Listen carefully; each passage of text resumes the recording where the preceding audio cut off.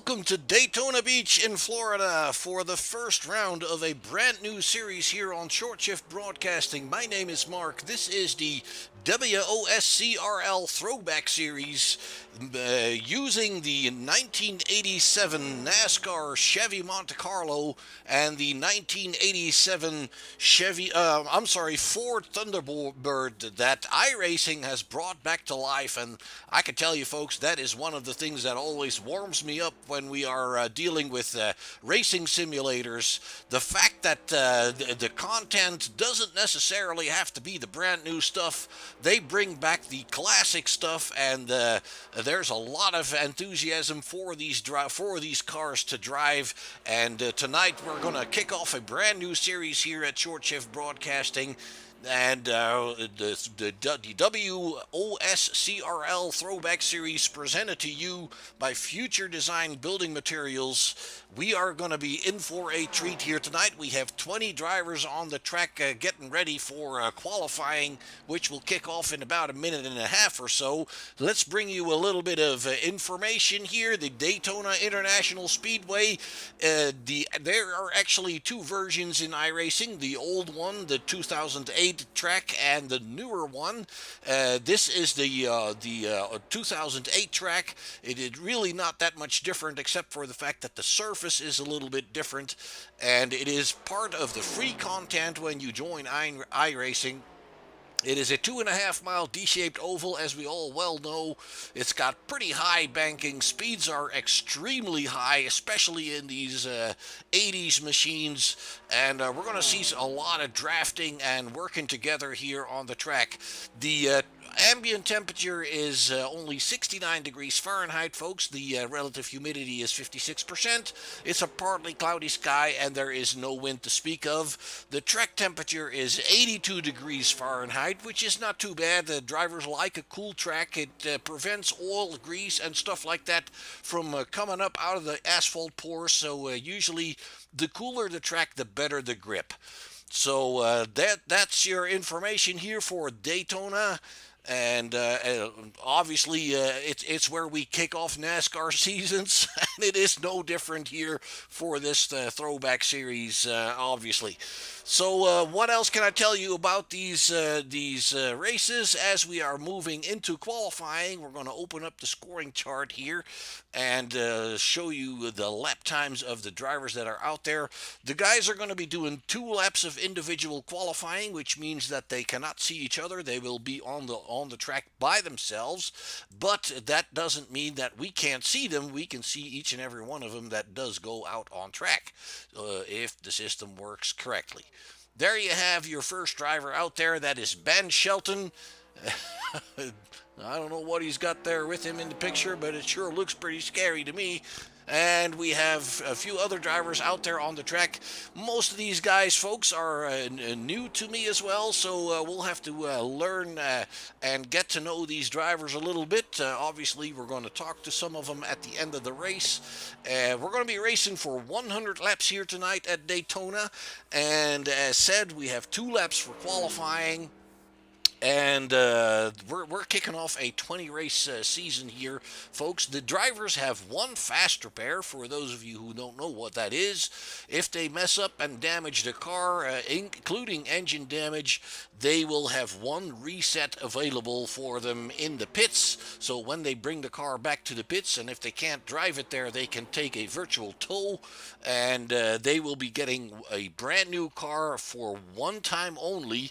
The fast repair does not include the tire change and the fuel addition in the pits. If they crash and they cannot go to the pits on their own account, there is what we call a virtual tow. They hit the escape button, and iRacing will place them in the pit lane immediately, but they will have to wait for the time that iRacing calculates for that tow. So it's not like everything is completely for free there.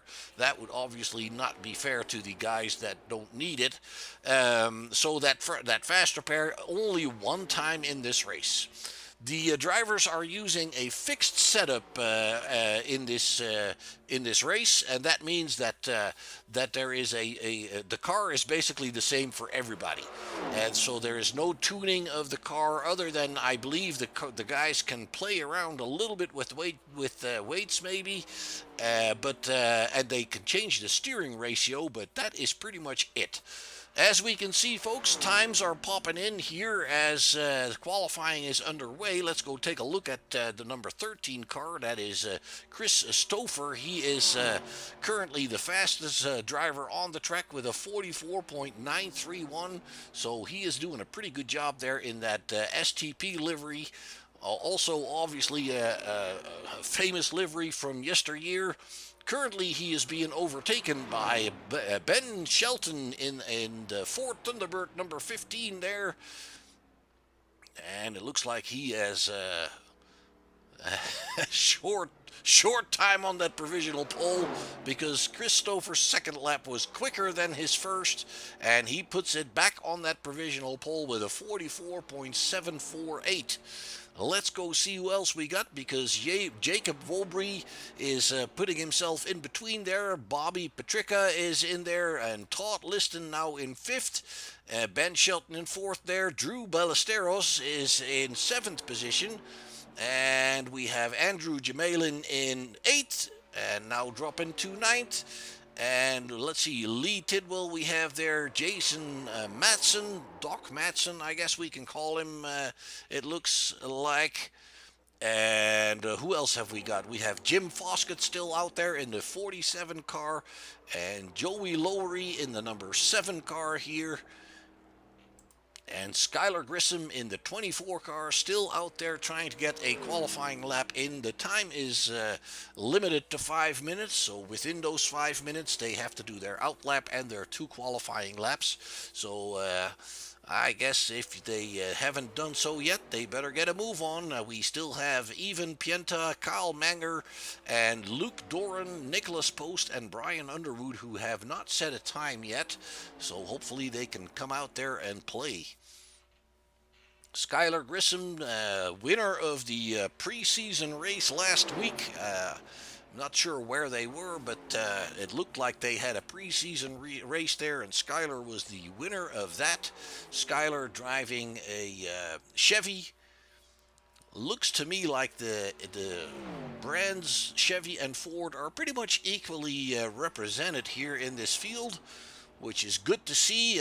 These cars are a lot different from the modern Cup cars, folks. They are heavy. They are, as you can see, there's a lot more movement in the suspensions. When they start sliding, it will not be uncommon to see them roll over.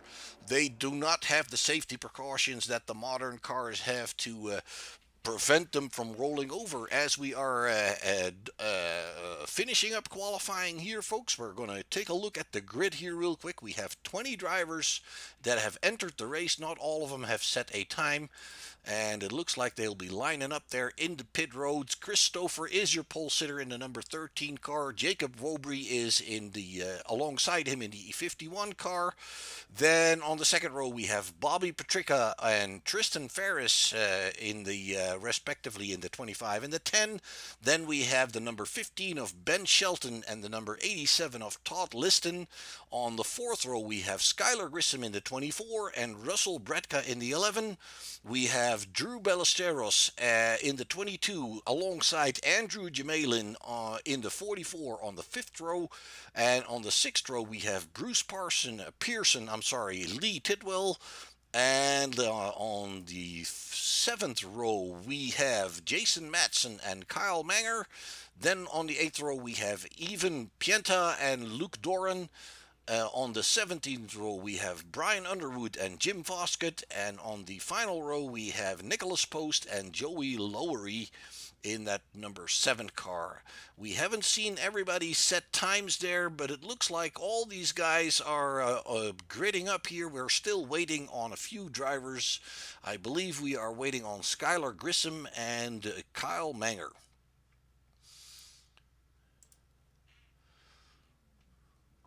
Brand new series, as said, folks, the WOSCRL Throwback Series presented to you by Future Designs Building Materials. We are very happy to be on board with these guys for a full season of racing in yesteryear's NASCAR machines.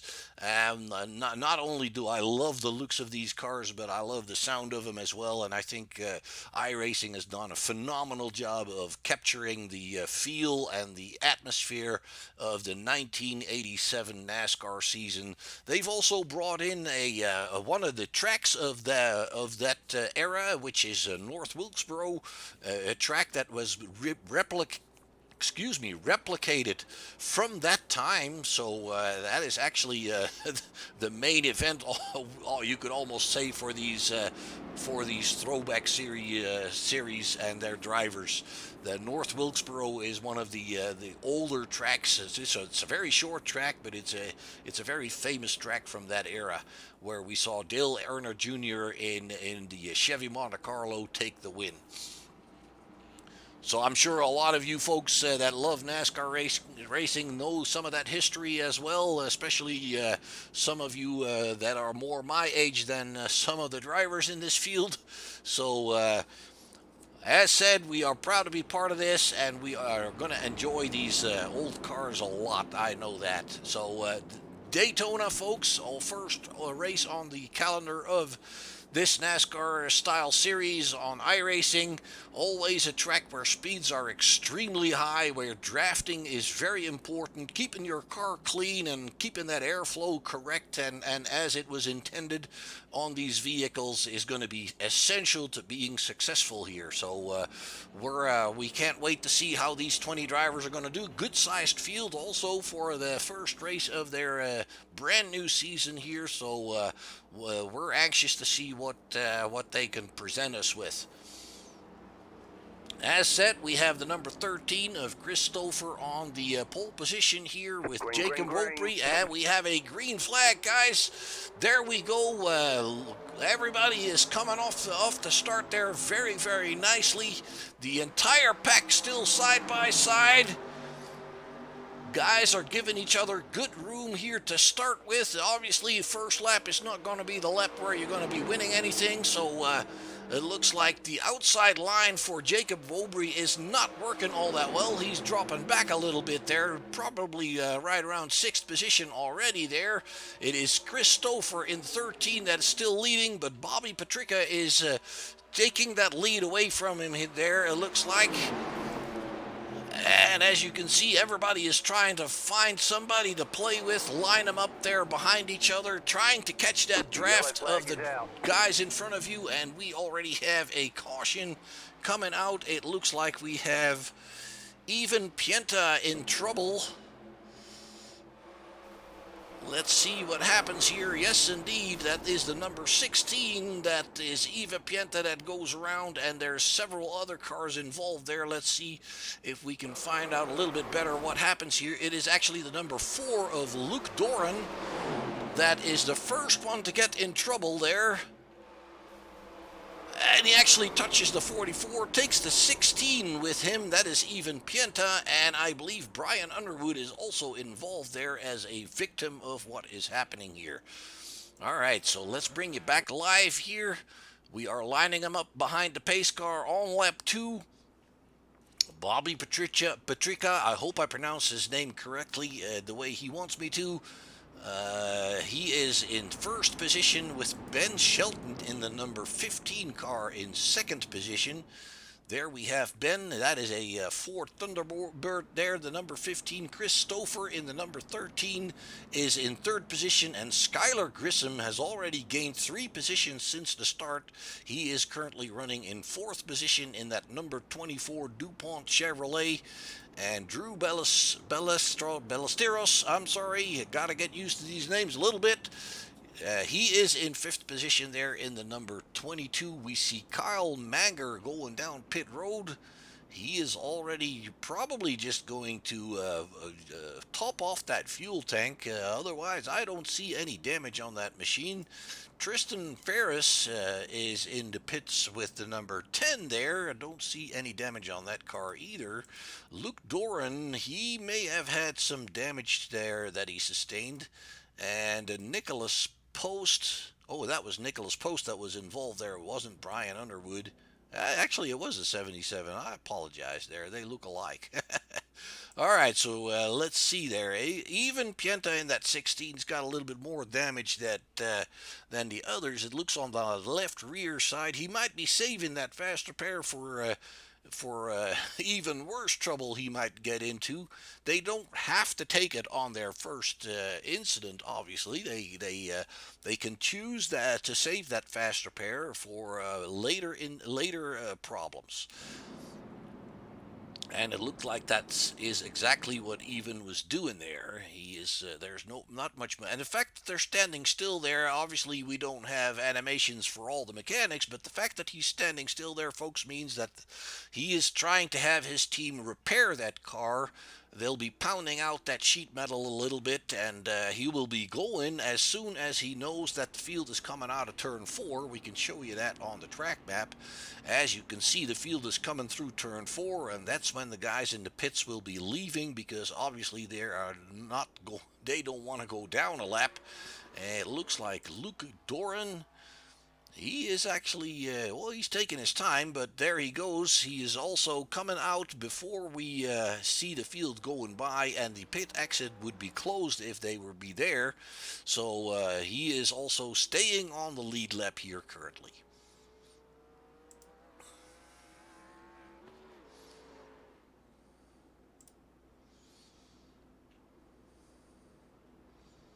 Good-sized field for a first race. I've seen them a lot less big in first races on new series, but it looks like these guys are having a lot of fun with this car, and looks like this new series is going to kick off pretty good here. And once again, folks, presented to you by Future Designs Building Materials, and as Short Shift Broadcasting, we are proud to be a part of it. It'll be every Saturday night at right around 9:30 Central Standard Time. We'll be going live for all these races. Next week, we're going to be going to a shorter track, which is going to be Phoenix, Arizona. So there's a whole diversity of tracks. There's a playoff system that we're going to be using. So this is going to be an interesting series. Let's go and keep an eye out for some of the drivers here. Ben Shelton in that number 15 Thunderbird. Stouffer in the number 13 Monte Carlo. Grissom. Balestros. And it's even at the top there. It's pretty evenly matched between the Fords and the Chevys, which obviously is the big battle in racing here in the United States. Always has been and always will be. And we have all drivers back on track again. We are going back to green flag racing. We are doing this single file restarts here. And it looks like Ben Shelton is already challenging Bobby Petrica there for the lead. And it looks, he's got a bit of a connection issue there. If you see them blinking out, that means that there is a slight internet connection problem. He is definitely doing very nicely on that bottom line there. He's taken Skylar Grissom with him, and Skylar is now challenging for the lead going into turn number 3 and 4. And it looks like he is putting that 24 car ahead of Ben Shelton and Chris Stouffer there. The 22 of Ballesteros is on that higher side. No, I'm sorry, that's on the lower side. Who did we have on that higher side there? That dark car, that's the 25 of Bobby Petrica. He is on that higher side, and it looks to me like that higher side's just not working all that well. All right, Skylar Grissom pulling ahead there with Shelton on his high side. And it looks like it's a lot less about drafting than it is in the old Cup cars, but it's definitely going to help if you're behind somebody. Now we're going 3 wide on the backstretch going into turn number 3, folks. It looks like Stouffer has worked his way in between and to the front there in that number 13 car. Skyler is going right after him here, and as you can see, you can see the body movement of these cars being a little bit more noticeable than they are on the brand new Cup cars, folks. It is Stouffer actually. No, I'm sorry. It is actually Tristan Ferris that is running the fastest race lap at this point with a 43.74, so good job for him. Ooh, he gets it all wrong as we're talking about him. He gets his wheels. Caution, yellow flag. Let me see what happened here. He gets his wheels underneath that yellow line, and it looked to me like he was actually trying to avoid mayhem in front of him, and it looks like we have something going on here with, the 44 is involved there. Let me see if I can find him real quick. That is Andrew Jamalin. And let's go and see what is really happening here. The 44. That is Skylar Grissom that's going slow up top there. Maybe something has happened with him that we missed. Let's go and see. Yeah, Skyler is getting loose, and he's got to take evasive action, and he's already collecting. Well, he's not collecting anybody, but the guys behind him really have to take evasive action here not to run into him, and that causes several cars to go around here. So basically, it is Skyler that started the chain reaction here. Let's bring that back for you one more time. He is on the bottom there in that 24 DuPont car. And he gets a little bit loose going into the turn. He's trying to save it, doing his best, the best he can. Barely misses a car going into the outside wall. And then behind him, people just can't avoid it. And, when you're going this fast, you can't just jerk on the steering wheel to go left and go around somebody. You see what happens when you do that. That's kind of what we're trying to say here. So unfortunate for several of these drivers getting in trouble here. Bobby Petricka is going into the pits. Nicholas Post is following him in as well. And Kyle Manger is going back in again. Russell Bratka, Skylar Grissom going to the pits. See if he can notice whether he takes that fast repair or not. Even Pienta back in the pits again. Doran, Foskett. A lot of drivers on pit road here. Let's go quickly take a look at Skylar's car. And it does not look like he has taken that fast repair. I can still see that front end not being quite the way it was intended. And it takes him, so he is trying to have the team pound out that damage right now without taking the fast repair. We're only on lap 9, so he is also probably thinking about saving that fast repair for later instances, and you can't really blame him. That back at the front, it is still Chris Stouffer that is leading the pack here in that number 13 car, with Ballesteros in second place in the Ford number 22. Then it's Ben Shelton in the Ford number 15. Todd Liston, he is driving a Chevy number 87 there. Jacob Wobry is in a Chevy as well. He's driving the number 51 car there. Lee Tidwell in a Pepsi-colored Chevy. Bruce Pearson in a Ford. And Joey Lowry in a Chevy. And then it's Tristan Ferris in the number 10 Ford. And Kyle Manger, and he's in a Chevy, rounding out your top 10 drivers here. Well, let's catch a little bit of that in-car sound here with Chris Stouffer running behind the pace car. Lights on the pace car in front of him are going out, so that means we're going to go back to racing at the end of this lap, going into lap number 11. There you take a look back at Drew Ballesteros' Thunderbird, car number 22.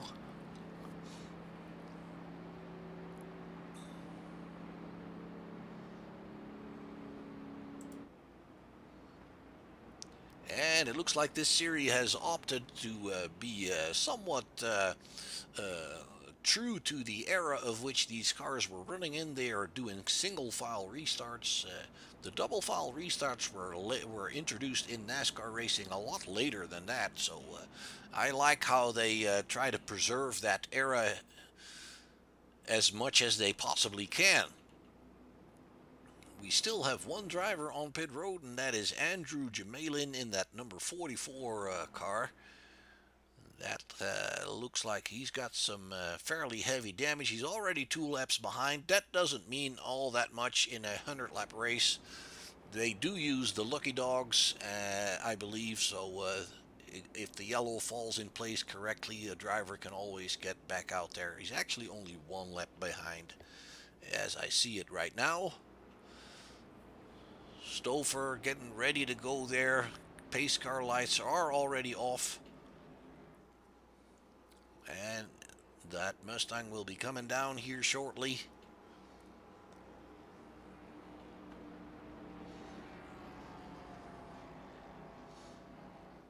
Green flag, green there flag. We go, folks. We are back racing again here at Daytona Beach, Florida.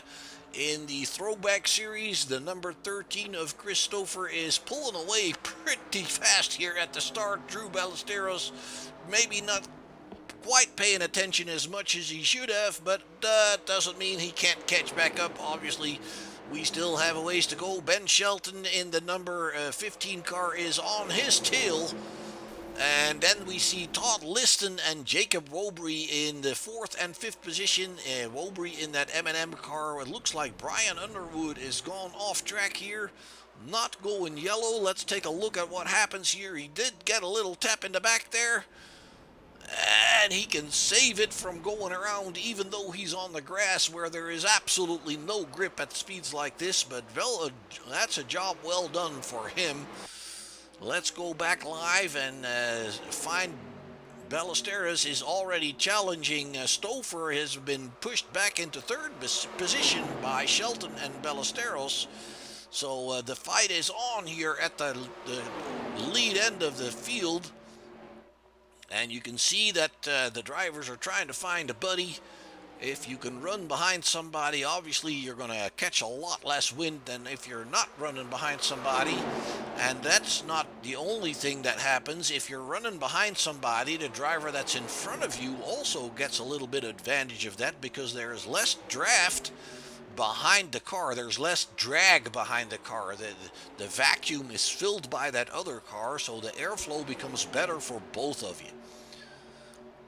Ballesteros now taking the lead. You can see those cars bouncing around on that banking a little bit more than you would a normal, a modern NASCAR or a Cup car, I should say. So I think iRacing has done a phenomenal job catching the difficulty and the rawness of these older vehicles. Ballesteros in the lead with Shelton on that higher side there. It looks like Todd Liston in the 87 is starting to come up here, and he is starting to challenge Shelton for that 2nd place. The number 13 of Stouffer is still in 4th there. We have Kyle Menger in the 55 car actually running the quickest race lap on the previous lap, so he is meaning business as well there. Looks like the field is stretched out. Oh, we have somebody in trouble there. We have somebody in trouble there. That looked like Shelton. Let's go and find out what happened here.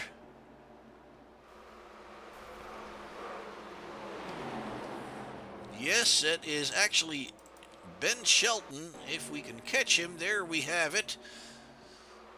Yeah, he's getting loose, and it may have seemed like they touched, but I do actually believe that that was what we call netcode. Netcode means that the server really thinks that they're going to touch, but they didn't actually touch.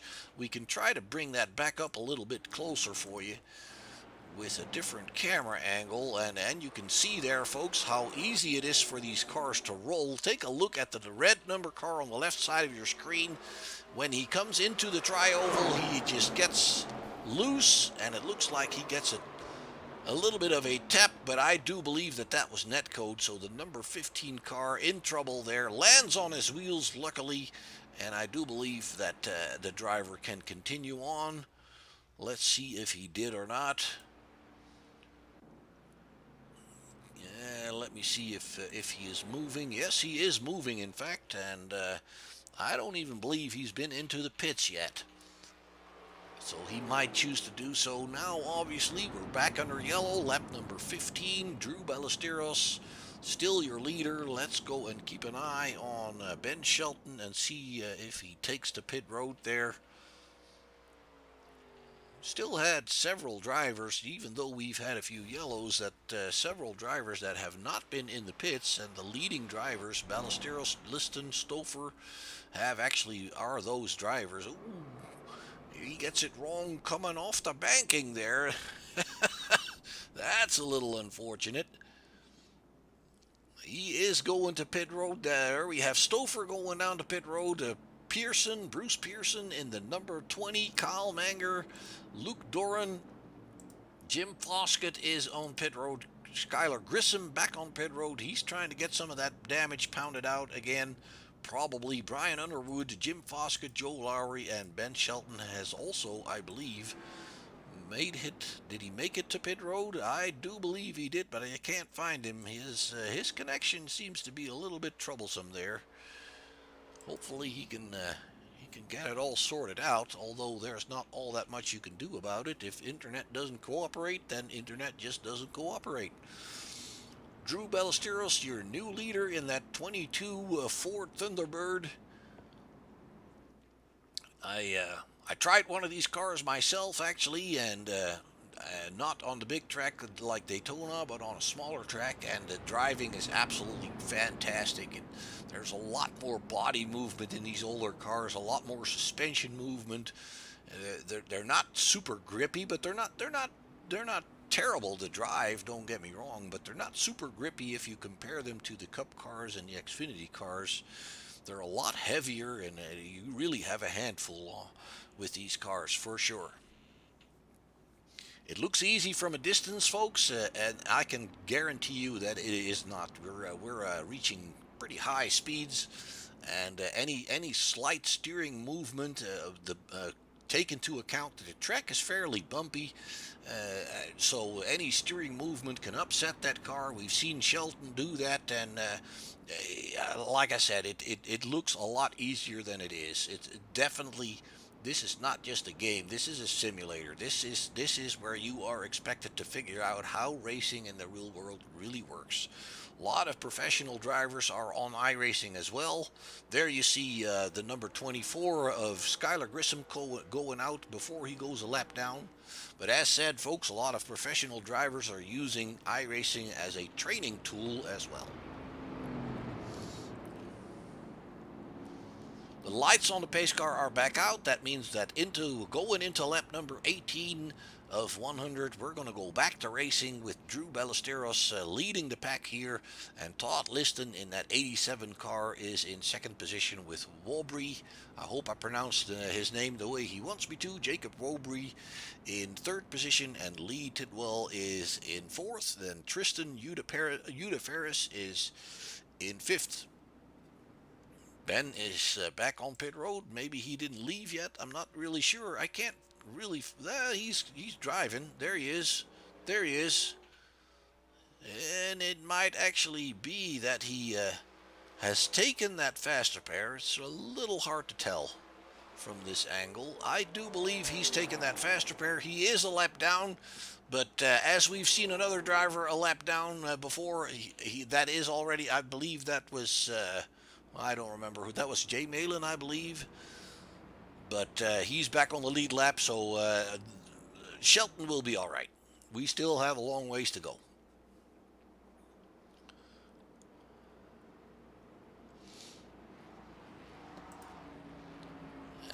And it looks like the pace car's going in here, and we are getting ready to go racing again. There we go. Ballesteros is on the gas, as are the guys behind him. Long string of cars here. There you see the whole group coming in. Look at that. That is a beautiful sight. Ha ha ha. I love it. Drew Ballesteros in the number 22 leading the pack here. Todd Liston already coming to his rear bumper there, and the M&M car there, the 51 of Wobury, is now passing on the inside, and it looks like Jacob is going to steal that lead away from the 22. That brings another Chevy to the front there. Ballesteros is not giving up all that easy, and there you can see the guys are running behind each other trying to catch that draft. Not really bump drafting like the modern drivers in the modern cars do, but they're definitely trying to gain advantage by staying behind somebody. And you can see all the cars wiggling and moving a lot more than the modern Cup cars do. There in the background, we see Skylar Grissom trying to hang with the field there. I'm not sure if his car is still in tip-top shape, but it does look like he's up to speed again. Ballesteros still fighting off Todd Liston there in the front with Jacob Wobury in third place and Lee Tidwell in that Pepsi machine. He's in fourth. Russell Bratka in the 11th is now up in the 5th position, so he's been coming back. And then we see, Chris Stouffer has dropped to 8th position. He's trying to catch back up again, obviously. Ballesteros hanging on to that lead. He's doing a very good job here. Todd Liston and Wobury behind him. Ooh, we see somebody having a little bit of trouble there. That looked like, I believe that was... Lee Tidwell is slowing down there as well. He may have been in a little bit of trouble. Let's bring that back real quick. Yeah, he bounces into the wall there and loses it almost. And somebody took evasive action there, but looks like he is still rolling, and we're still under green. Ballesteros is still ahead there.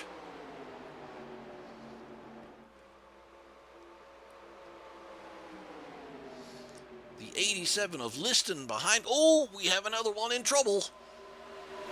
Somebody is out there on the infield. That looks like Doc Madsen. Let's bring that back for you really quickly. The number 19 Chevrolet. Let's see what's going on. Oh, he brushes the wall as well, and oh, barely misses another car there. Then taps the inside wall, and looks like he can still continue to roll on, but obviously lost a lot of time there. Very unfortunate. And on the grass, guys, oh, you have to stay off the throttle on that grass, folks. There is just absolutely no grip there. It looks like the field is already passing him by there, or at least some of the drivers are. He's actually still on the lead lap, I believe. Or is he? Yeah, I think so. The 19 of Madsen. Well, let's see, we have Stouffer coming back forward again. He's run the fastest lap of the race, 43.49, and he's now back up into third position as we were checking on Madsen there. So Ballesteros is hanging on to that lead with Liston still hanging with him, but Chris Stouffer is putting down the pedal to the metal here, it looks like, and he is moving forward really fast. And we have Bratka that is behind there in that orange and black machine, the number 11. Stouffer now coming to the inside of Ballesteros.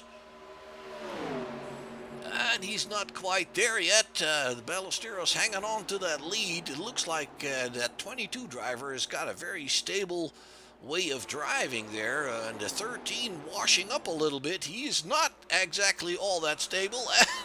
As we say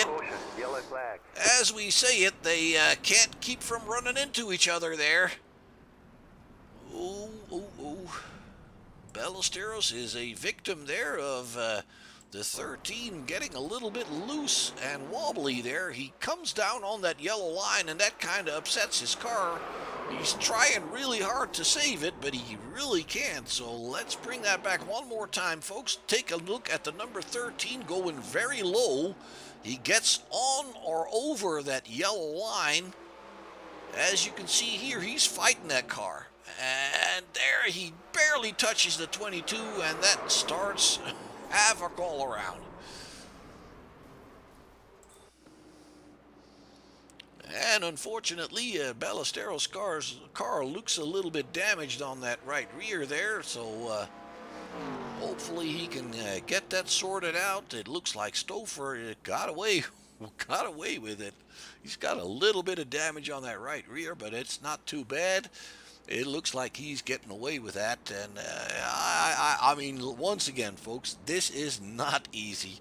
He was very, very close to keeping it all together. Just barely a slight touch to that 22. But yeah, you could see he was fighting that car for quite some time there, actually. So unfortunately for some of the others like Ballesteros and Liston, they are in trouble. They're all diving down pit road there. We have Doran, Post, Underwood, Jamalin, Manger, Pearson, Tidwell, Ballesteros, Liston, Tyler Grissom back on pit road. I think Tyler is trying to save that fast repair and use every opportunity he can to get that damage pounded out of that car. Foskett and Post, Tristan Udeferis in that number 10 car, and Doc Matson, he is also back on pit road in that number 19 car, trying to get it all sorted out here. The 42 of Lee Tidwell getting tires on all sides, it looks like. And he's back out. He is back out. Jacob Wobry still being worked on there. Foskett coming out behind Lee. And let's see here. A lot of guys are having more damage pounded out, it looks like. Skylar Grissom is having that car worked on. Drew Ballesteros.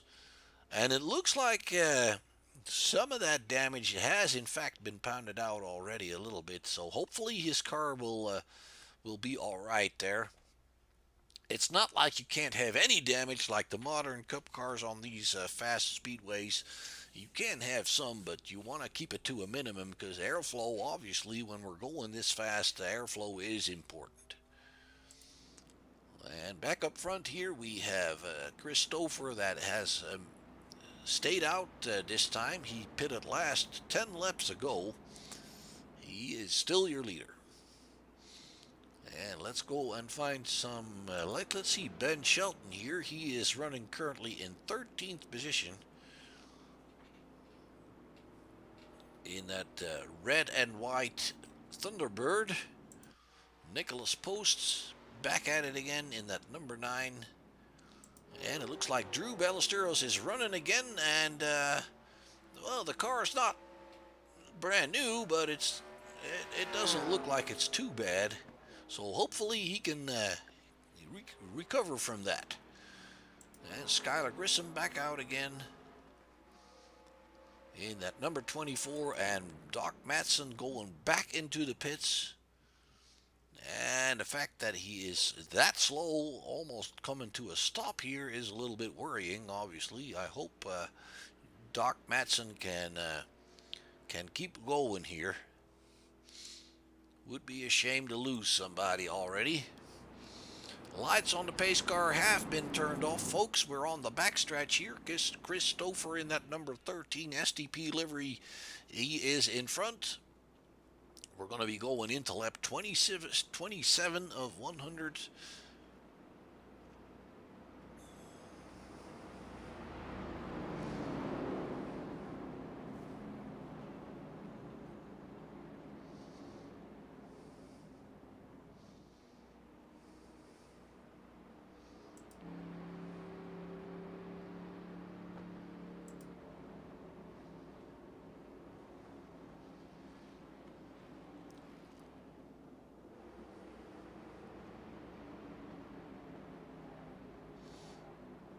Green flag, and there we go. The call is out. We are back racing once again.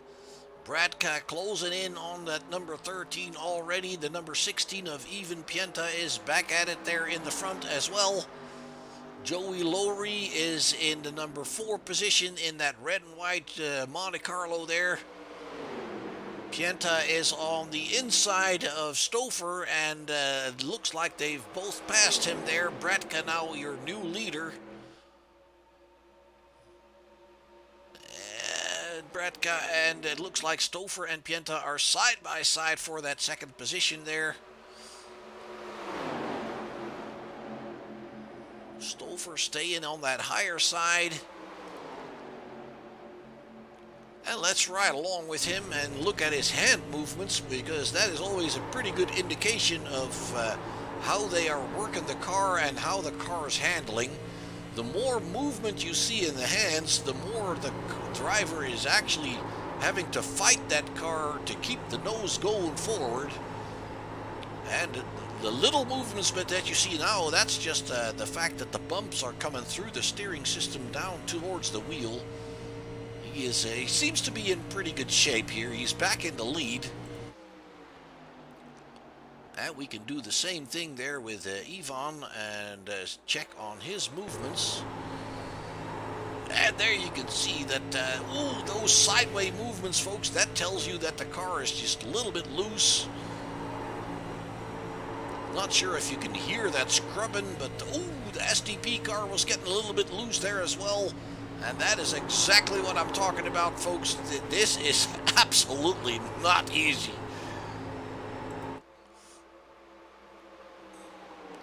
The 55 closing in there as well. Drew Ballesteros is already back up there. It looks like he is meaning business. He is really at it again. That is him right here in that number 22 car, is already back in 6th position. So he is doing a phenomenal job here. Russell Bratka still in the lead with Chris Stouffer now challenging him on the outside there in that number 13 car. The 55. We have another caution, folks. Oh, no. That is Ben Shelton being in trouble once again. Let's go find out by pulling it back a little bit further. Oh, it's the 7. It's the 7 of Joey Lowry that gets into him there, and it's really a little hard to tell why that is happening. Oh, the 7 coming down, maybe fighting that car as well. I don't think he would do that on purpose at all. There's no point for that. He's coming off the turn there. Oh, he's coming to the inside to try and catch the draft from the 42, and not aware of the 15 being alongside him. The drivers have what we would call, I guess, a virtual spotter. The iRacing system gives you a spotter, and there you see the pace car coming to the lead of the pack there. The spotter will tell you that there's a car high or a car low, but obviously they still don't know exactly how high or how low he is. And the spotter usually is pretty good and pretty on time about the cars that are high or low beside you. It'll also tell you if you're 3 wide, it'll also tell you that there's 2 high and you're on the bottom, or 3 wide you're in the middle, or something like that. And then aside from that, folks, there's also, as we see the leaders going into the pits here, there's also third-party spotter packages available. Not all of them even cost money. Some of them are just absolutely free. And they give you a little bit more information. One of the better ones, one I use, is Crew Chief, and you have a little bit more information out of the Crew Chief. There's not just a spotter in there, there's also a race engineer that tells you how you're doing compared to other drivers, and you can actually turn on voice recognition and give him questions that he will answer. So a lot of that stuff, folks, is going a long way for sure. And we have a lot of drivers on pit road. Bratka has been on pit road. Patrica, Ferris, Shelton, obviously. Foskett is coming back out. Grissom back on pit road again. And I believe he is definitely trying very hard to save that faster pair for when he really needs it. And he's just having that damage pounded out as much as he can. Same for Pienta, and it looks like Matson is 6 laps down now. I'm not sure if he's been out right before this caution. 6 laps down, so the trouble on his car is obviously a little bit more than he can deal with right now. Kyle Manger is in the lead with that 55 Monte Carlo.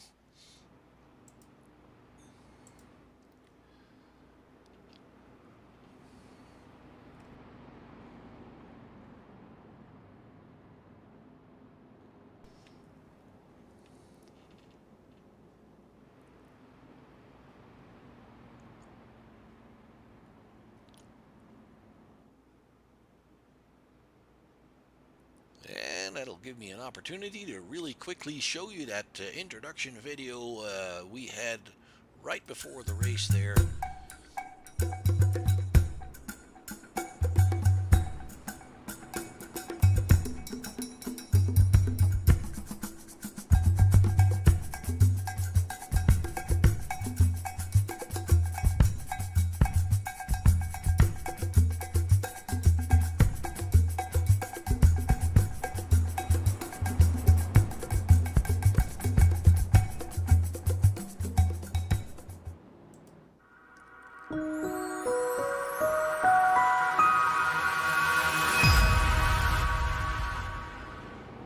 And as said, folks, iRacing, I believe, have done a beautiful, beautiful job remodeling these cars for us to use in this simulator.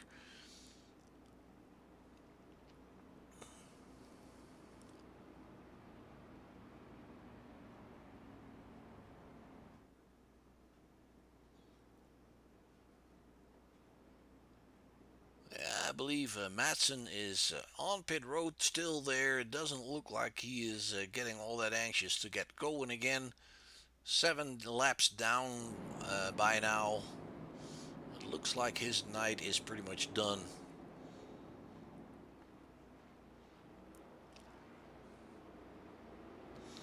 And that number 22 of Ballesteros is actually a little bit surprising to me how well he's running there after that incident and lengthy pit stop for some repairs. The car's not exactly in tip-top shape, but he's doing pretty good there. Green flag, As we are back racing, folks, going into lap number 33, we are on it again.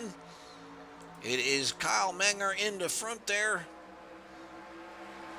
with Todd Liston right behind him, and then Ballesteros is in third position. Looks like Liston's coming around the outside there trying to take the lead, and it looks like it is working pretty good.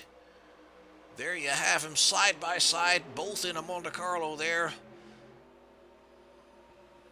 The field coming in behind him. Brian Underwood in that 77 black and yellow car there, staying with him closely. He's actually taken third position from Ballesteros and challenging for the lead now. You can see those bodies moving up and down on the bumpy track there. That is not something you see the modern Cup cars do anymore. It just kind of tells you how big and heavy these cars were and how different the suspensions were in those days. Does look like Matson is back out there and he's not running at speed. He's trying to stay up high to let the faster field go by. That's good sportsmanship. That's the way we like to see it. We actually have that 42 of Lee Tidwell getting in a little bit of trouble there. Let's bring that back for you real quick. He brushes the wall and tries to save it. Sways left to right, but he does keep it going forward. That's a good job. There we have Tidwell dropping back a little bit, but he's hanging on, and up front it is Menger that has taken the lead, or is holding on to that lead, I should say. Liston is trying to catch it up to him on the inside there. Looks like these guys are definitely trying to keep a little bit more space between their cars than the Cup car drivers would. And that's definitely a good thing because, as we saw, they are bouncing around quite a bit more. The number 77 of Underwood in second position being challenged by the 87. And there you can see the movement of the tires and wheels in those wheel wells in these bankings. A lot more suspension movement than the modern cars.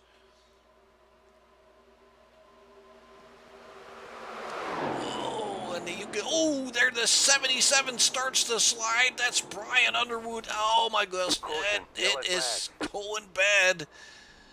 It looked for a minute like he could save it, but let's take a look at that again. As we were going into the turn, we could already see that there he loses it. He almost saves it, and then he can't. He's kind of stuck on that transfer from the banking to the apron, and that's when he just really loses it. Oh And then it just becomes a major chain reaction, like always. That's what we call the big one, and we've had a few of those already. Lap number 37, Brian Underwood has taken a tow to the pit, and that's what we were talking about earlier. They hit the escape button, they'll be sitting there. iRacing will calculate some time for that tow to be completed, and then repairs can start on that car. Andrew Jamelin in the number 44 was also involved in that situation. It looks like the nose of that Lowe's car is pretty bent up there. Pienta coming into the pits. Ooh, he's got a smoking engine. That's bad news because that is always very lengthy in repairs and sometimes even terminal. So hopefully he still has a fast repair. Yes, he does. There you can see how that works. He is instantly brand new car there. So good for him. He has taken that fast repair here on lap number 37. Jamelin, let's see if we can find him. There he is. He's still standing there. Stouffer, oh, that looks like that car's been smoking as well. And it is still smoking, so that's not a good sign, folks, for Chris Stouffer. Brian Underwood still on pit road. And it is still the number 55. Ooh, we have more people going down pit road here. Luke Doran is coming down. Bruce Pearson in the number 20. Ben Shelton. Skylar Grissom back on pit road again. I'm still thinking he's just trying to get that car fixed up without using that fast repair. Hopefully he won't need it at all, but he might be very gung-ho on saving that for later. Let's see, Joe Lowery in the number 7. Pienta is back on his way out. We knew that. And let's see, we've seen these guys standing there for a while already. So once again, Kyle Manger is staying out. He's last pitted on lap 24. He's already made 4 stops, but he last pitted on 24. Has been in some incidents before that, obviously. And it looks like he's hanging on to that track position here. He prefers that track position over new tires at the moment. And probably the tires will still feel pretty good up to about 15 laps or so, and then they'll notice those tires starting to fall off. Of course, the behavior of the cars is so much different than the Cup cars these days that it probably doesn't feel like the tires are all that great. As much as we're bouncing around, folks, we saw that already. And I mean, I can't help but I love just this sight of all these yesteryear's NASCAR big cars from the old days. Beautiful sight.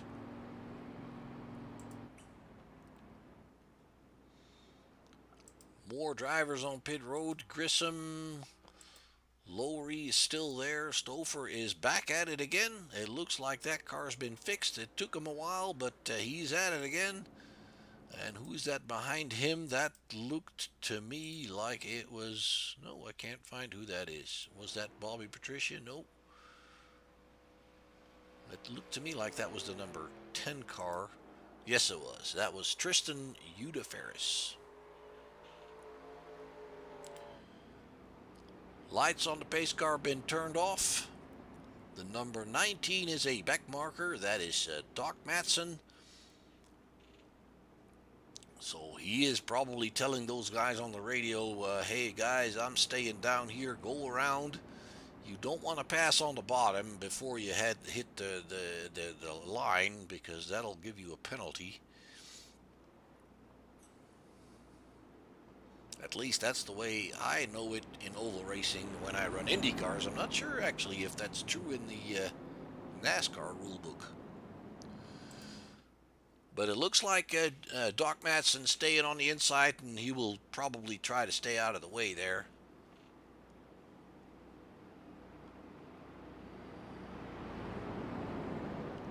He might be hoping for a wave around that he's not getting.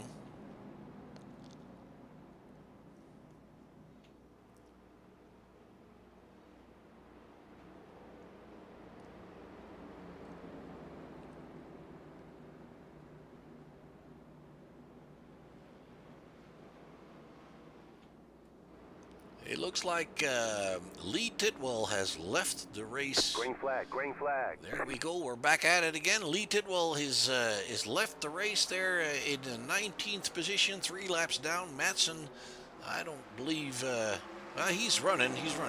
That's the number 19 car. Manger is taking the lead there, with Ballesteros coming strong in that restart here. Underneath Todd Liston already, going for second place there and going after Kyle. And now they're going to go single file there, and it looks like Ballesteros is doing a very good job coming back forward here. The damage on his car doesn't really seem to hurt him all that much. Let's take a ride with him, see how his hand movements are.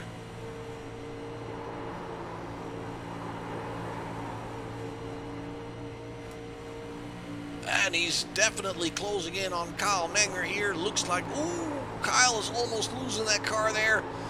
Oh. Let's bring that out. Oh, this is so difficult, folks. This is really not easy, I promise you. Ballesteros doing a phenomenal job bringing that car back into the lead. It looks like Kyle Manger is dropped to 3rd position there, right behind the 87 of Liston. He's going a little wide again. It seems like he is fighting that car a little bit. Maybe he should have gone for tires. I don't know, although Ballesteros is on similar aged tires, also pitted last on lap 24.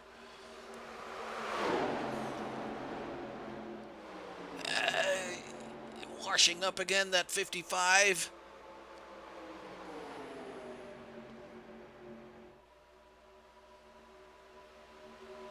And we also have Nicholas Post there with him in the number 9 car. That is the black and orange Hooters machine there. That is Nicholas Post in 4th position currently.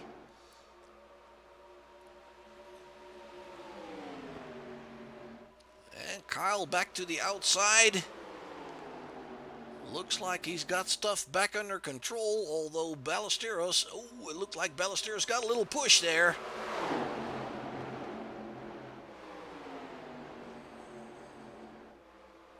The 55 is really fighting that car, I believe. Now it's Liston being overtaken on the high side by him. That's because he was in the draft of the 22. Diving to the inside now. And it looks like he picks that lead right back up. The 22 staying high there now. Ooh, that was close. The 87 had to get out of that one. Look at how much that is costing him. Just a little lift to save that loose back end. He drops back a car length or so. Drew Ballesteros is trying hard, I can tell you. Todd Liston still hanging on to 3rd. Bratka now in 4th. Nicholas Post dropped back a few car lengths there. Maybe he's had a bit of a wiggle there as well. He's now in 9th. That is Stouffer behind him. He is a lap down. Manger still in the lead there in the 55 car. Bratka coming on strong on the bottom here. Into the tri-oval, and this is a tricky part here because the banking here is not as high as you would expect, and cars get a little bit drifty there. Ballesteros and Bratka side by side.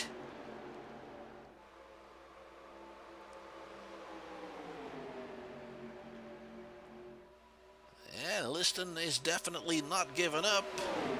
Now they're pairing up 2 by 2 to try and help each other a little bit with that draft. I was told that there are some guys that teamed up together, so that might be part of what you see, but regardless if you're with a teammate or not, drafting and teaming up with or working together with somebody is just basically essential in being successful in these kinds of races. You can never be as fast on your own as you can be with more cars together.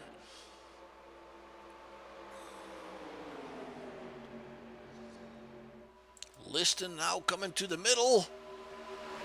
He's tugging back in. I thought for a minute he was going to go 3 wide there, but he thought the better of it. It's still Manger in front with Bratka alongside him.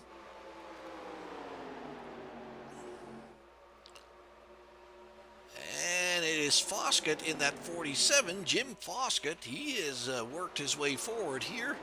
Ben Shelton back in 5th position. Ballesteros dropping off a little bit here. Tires might be starting to become a factor. He's been drifting up high there quite a bit.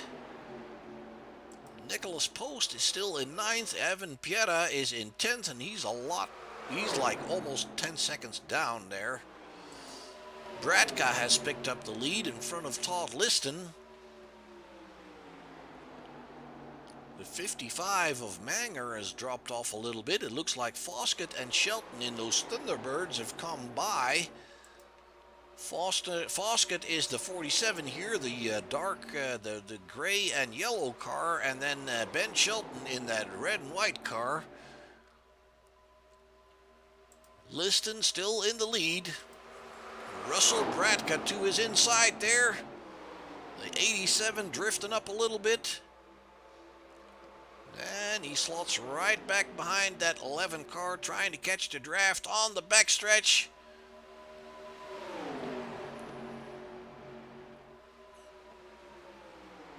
Good stretch of green flag racing we've got going on right now, with a good battle for the lead. Bratka and Liston seem to be pulling away a little bit from those Thunderbirds.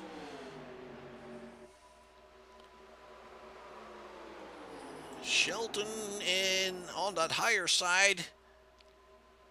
Ooh, that looked like, was it Doran?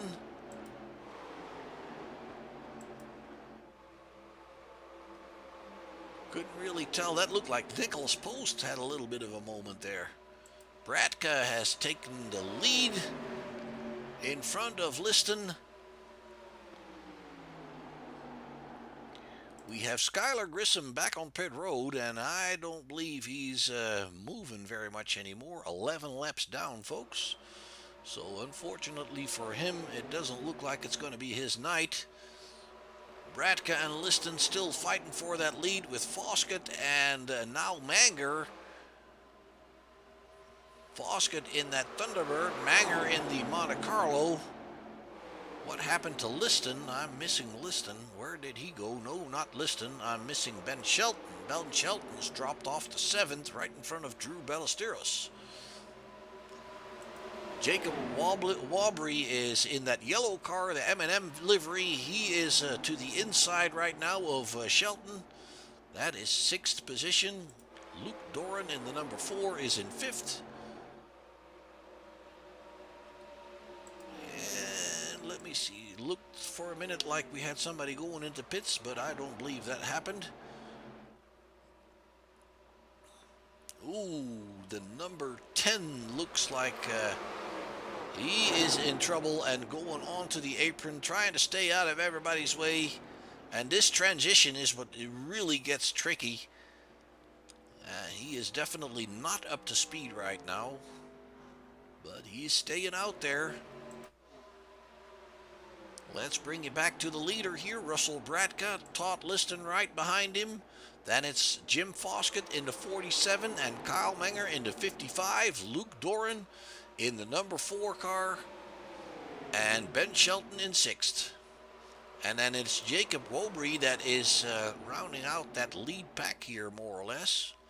We have Ballesteros and Post trying to hang on, but they look like they are in a little bit more trouble than they want to be. Bratka and Liston are still going at it there together.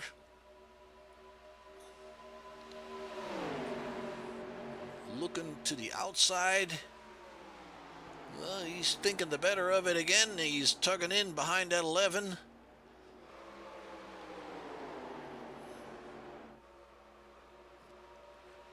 Those guys are definitely fighting those cars, I can tell you. Todd Liston now comes to the inside into the tri-oval, picks up the lead. Bratka, ooh, that was pretty close. And Foskett seems to be gaining back up again with Manger behind him and Doran. Ben Shelton as well. Everybody seems to be closing back in on those leaders again. And obviously, folks, the leader is catching most of the wind, so it's always going to be easier for the others to catch up with him. Foskett now moving into second position with Manger close behind him and Liston moving to the outside. Ooh, the 55 had a bit of a moment there.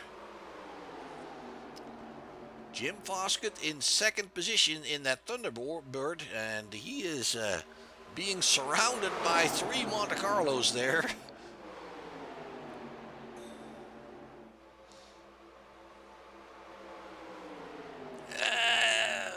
He's really coming off that turn really nicely. Liston on the higher side still. Moving back forward again. Ooh. It looked like the 87 was coming down a little bit just as the 47 moved up. It looks like we have the first, 9 cars fairly close together there. The 9th car being Nicholas Post having a little bit of trouble keeping up with Wobry. And then we have Pienta a little bit further back. He's got about a 16-second deficit on Nicholas Post. Another back marker coming up.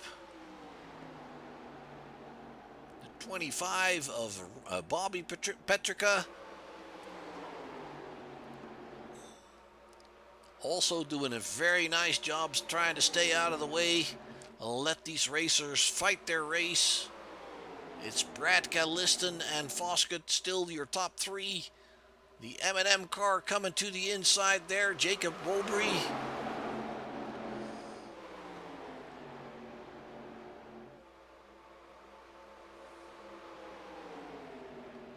We're just past halfway, folks. Lap 56 on the backstretch here. Bratka and Liston, nose to tail.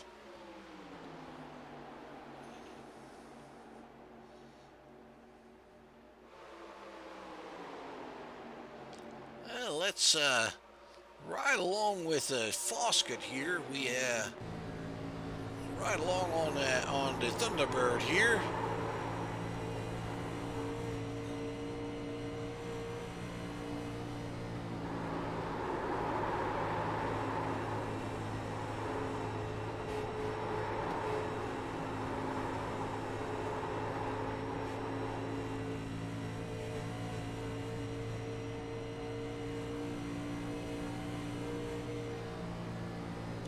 And you can hear Foskett going out of that, not yet interested in closing up completely there with Todd Liston. You can see how enormously bumpy that old Daytona track was.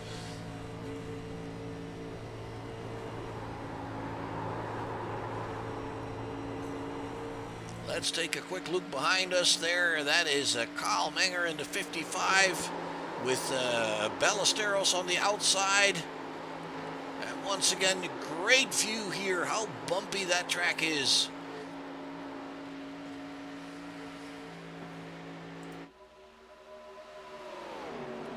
Looks like the top 3 have pulled a couple of car lengths on Manger there. And it is Ballesteros on the high side, Shelton on the lower side, both in a Thunderbird. Then it's Luke Doran in that number 4 Monte Carlo.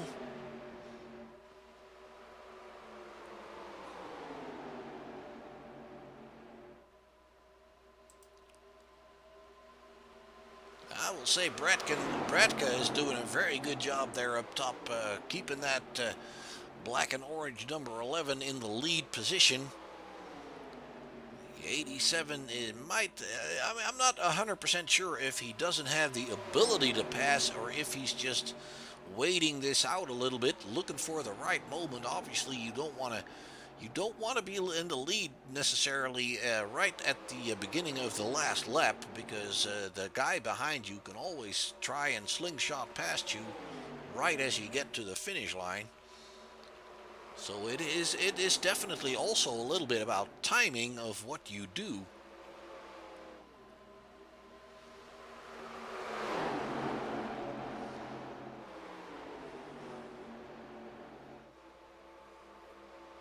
Well, if I remember correctly, we've been running under green here for quite some time.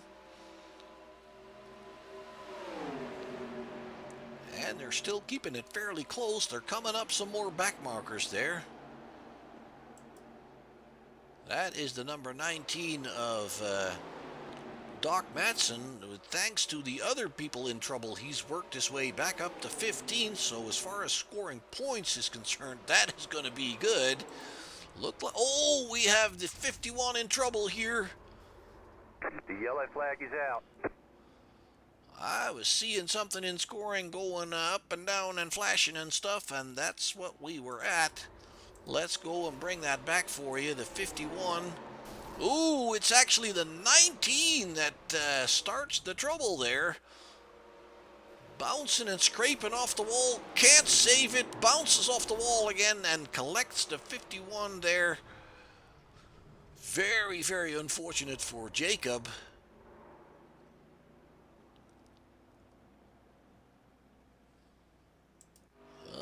Looks like that car's not going exactly straight, and it's blowing a lot of fumes, and that is not a good sign. So let's stick with him here for a little bit, see if he goes on to pit road and gets that all fixed. Maybe he still has that fast repair. I can't really tell. Scoring doesn't give me that information, and I don't really remember if he used it or not.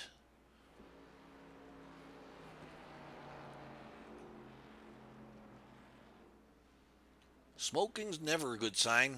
Always lengthy in repair if you don't have that fast repair anymore. He is down on pit road. Watch the speed limit, obviously 60 miles an hour on pit lane here in Daytona.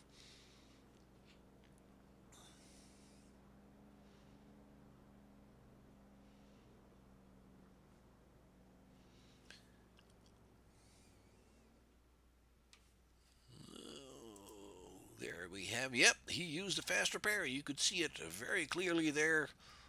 The bodywork instantly fixed. Obviously, he's going to be taking some fuel. I don't see him taking any tires here. That's interesting. Lap number 62. We've had a good green flag stint, and he's not taking tires. He's just taking fuel. He's back on his way. That's good news for him. Actually, he may have left pit road just to stay on the lead lap there, and he might come back in for tires later. There we have Bratka and Liston coming down pit road. Ballesteros is there. Shelton, Manger, Doran, Pienta back in pit road again. Foskett is on pit road. He's already being worked on there on that number 47. Nicholas Post is there. Bobby Petrica, where did he go? Can't find him. He's there. He's just in a spot where we can't really get to him. The 19 is on pit road. That is Doc Matson.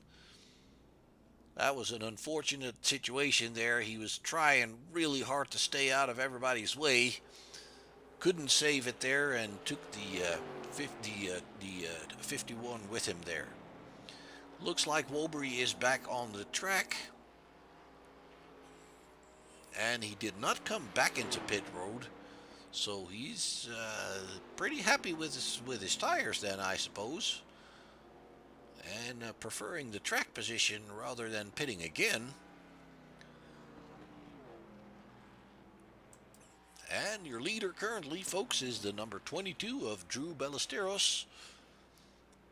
Had his fair share of trouble, as the car will show you. And he is in the lead. Russell Bratka is behind him. There you have it. Monte Carlo. Liston is behind Bratka there, and Foskett is in fourth. Kyle Menger in fifth.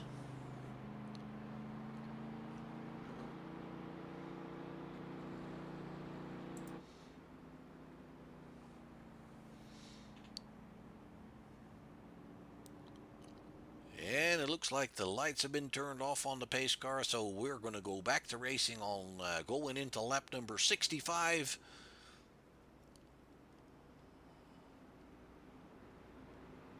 And we have a back marker there, the 25 of Bobby Petrica.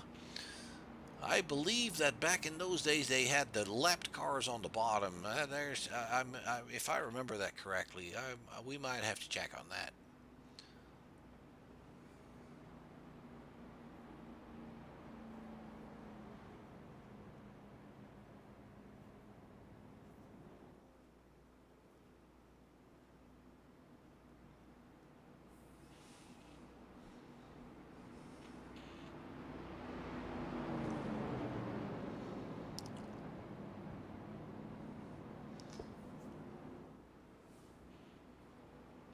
Well, Chris Stouffer is back on the lead lap, it looks like. That is good news for him, and it looks like that car is in pretty good shape. So maybe the 13 can work his way back up there.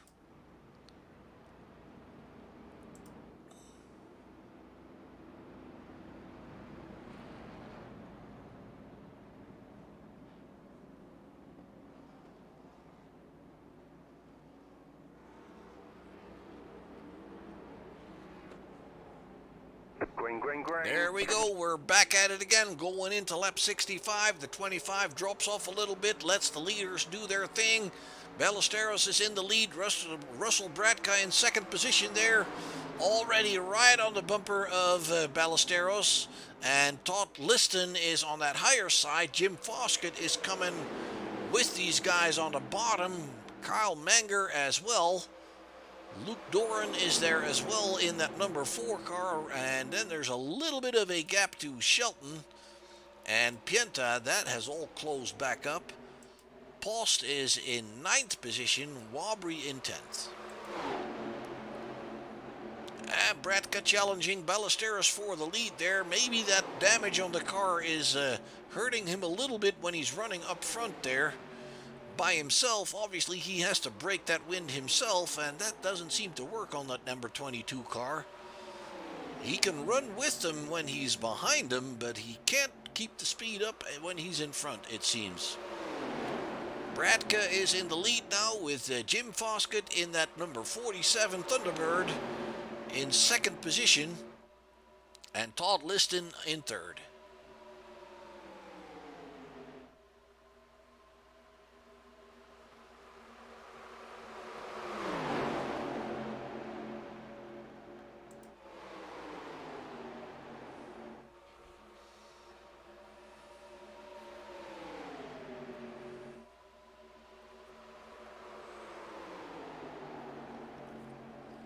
And it looks like behind the leaders, directly behind, it's all double wide right now.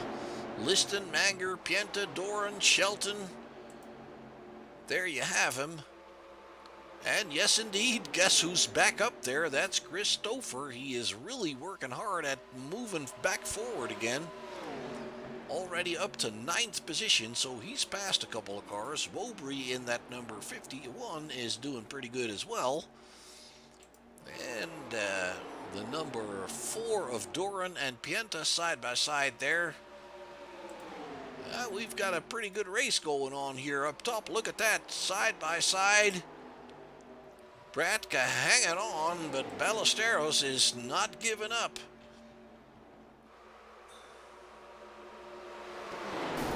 Ooh, Ballesteros into the wall. And he actually kept it in there a little bit just to avoid a major wreck, and that, I will say, is very good sportsmanship.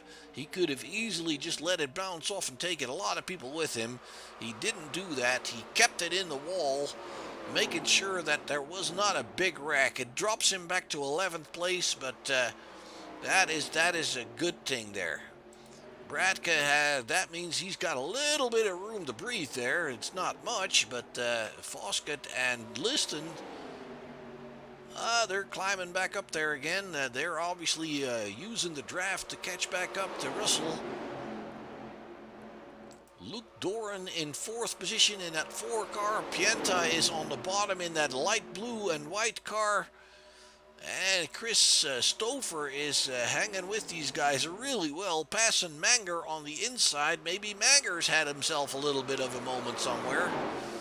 So Stouffer is not out of this yet, and Ben Shelton isn't either. There you see Manger dropping back a little bit. Nicholas Post catching up to him, and Jacob Wobry trying to close that gap as well. That number 9's got a little bit of damage on the back end there. Wobry is actually running the fastest lap of the race right now, 43.49. So he is also definitely not out of it yet. Up top it's Bratka with Foskett behind him, and then Liston and Pienta on the outside.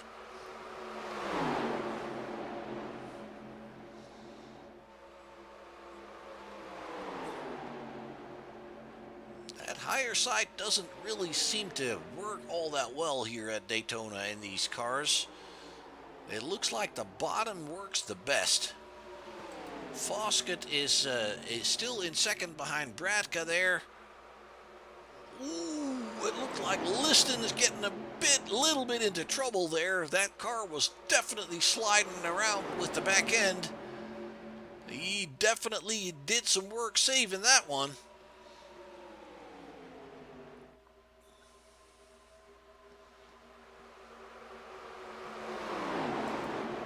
And there he is again. That looked definitely to me like that 87 is not handling the best anymore. Pitted last on lap 62, so can't be that the tires are completely shot unless he didn't take any. Now he's slotting back into 2nd position, but he was definitely fighting that car a little bit.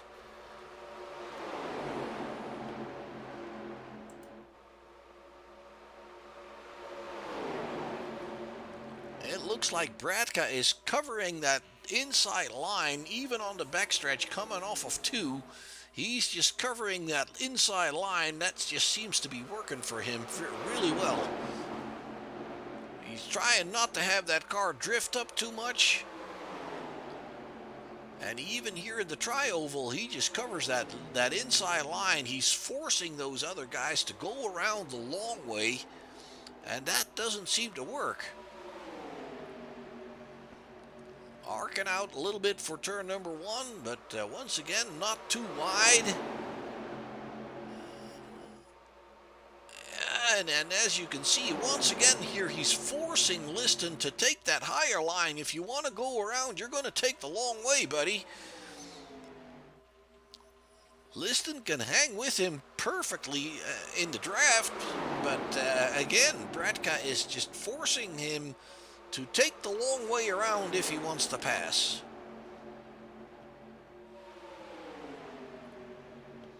Foskett is hanging on there as well, and back in business is Drew Ballesteros in that number 22 car. As said, he can hang with him pretty good. I just don't believe he has the bodywork on that car to run up front on his own and maintain the right speed.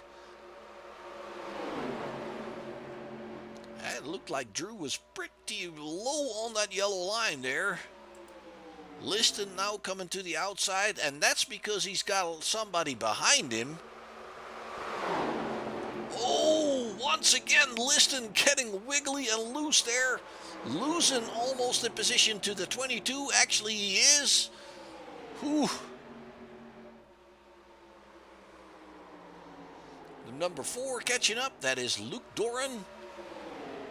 And it looks like the 87 is backing off a little bit here. Of course, you'd rather want to finish 4th than ending up in the wall and having nothing.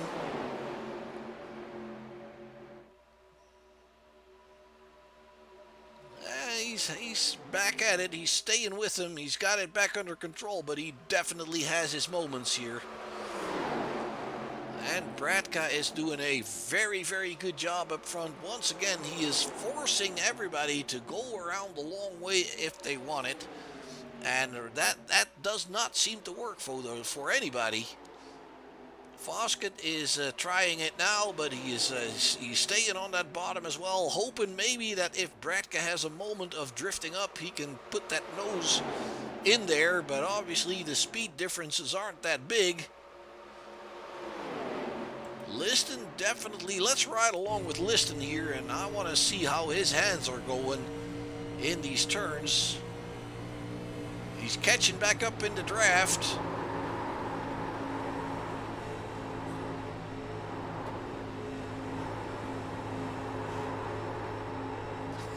Well, they're all bouncing around. It's really hard to tell who's doing the worst.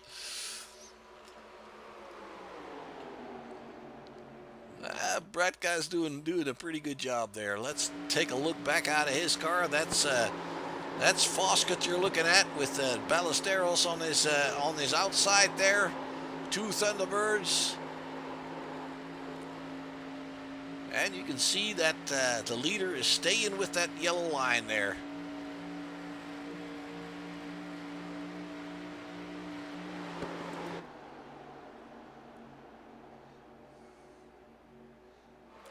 He's drifting up every once in a while.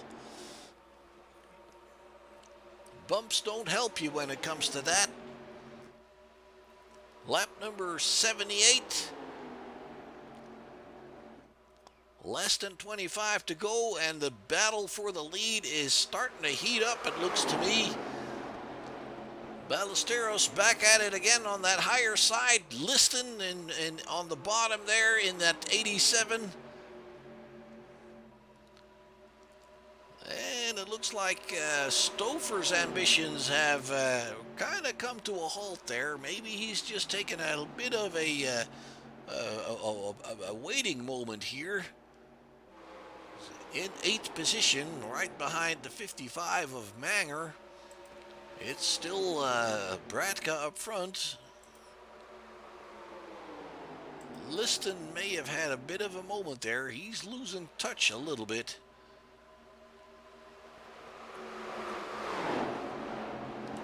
All these guys are pretty much on the same tires as when it comes to when they last pitted, unless they didn't take tires. Oh, Liston almost loses it again. I'm going to show you that one more time. Look at that. Oh. And if I show it to you again in the inside of the car, you look at his hands. Look at, oh. Yellow flag. That is amazingly difficult, folks. Let me tell you. We have a caution. Let's go find out what happened. Oh, it is him actually once again getting in trouble. I'm not sure if that's what the caution's all about, though. It looks to me like it's might be Ballesteros.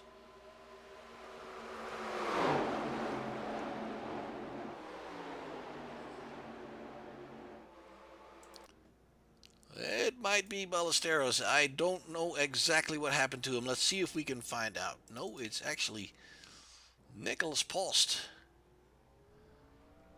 that has crashed out here. Let's see what happened. No, it is not Nicholas Post. It is, in fact, Ballesteros that gets into trouble. And being helped by the 47, they actually touch. Let's bring that back one more time. 47 and the 22. Yeah, the 47 washes up and pushes the 22 into the wall. And then they collect several other cars. That's what's going on here. That's unfortunate for Drew Ballesteros. It's the second time he's in trouble. A lot of drivers on pit road here. We have Doran, Pienta, Stouffer, Manger, Walbury, Shelton, Foskett, Post, Pearson. And let's see, Ballesteros is still running. He's trying to catch up, obviously. No. It looks like he's been on pit road. Has he? Yes, indeed. Lap 79, and he's taken that faster pair. He looked like he still had that. So that is good news for Drew, because that was unfortunate, but he's been hanging on with a damaged car, and it looked like he still had that faster pair. And that brings him back up to third position.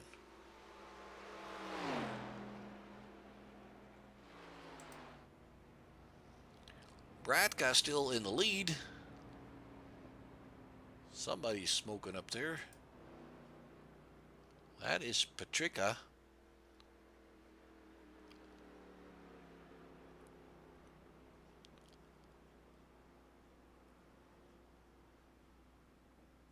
Well, fairly sure we'll see him coming down pit road here.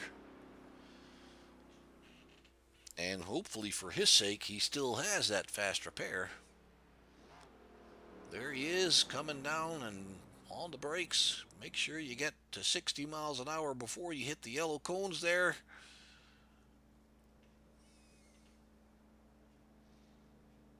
No speed limiter on these cars. They still don't do that in Cup Car and NASCAR style racing. Unlike Formula One and Indy cars, those guys just push a button and the car will maintain pit speed. You can look at it as a safety issue, obviously. There's Ben Shelton.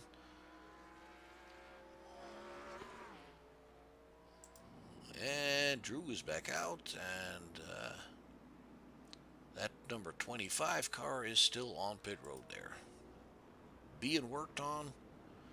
He is being passed by the field. Let's see if the pits are open to leave. Yes, they are. But he is going down a lap. Lights on the pace car back out, folks.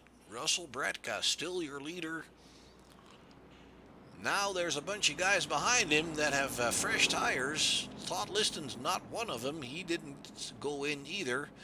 But Chris Stouffer in that number 13 car, he has been on pit road, and Doran, Pearson, Pienta, and Wolbury, and all those guys are on brand new rubber.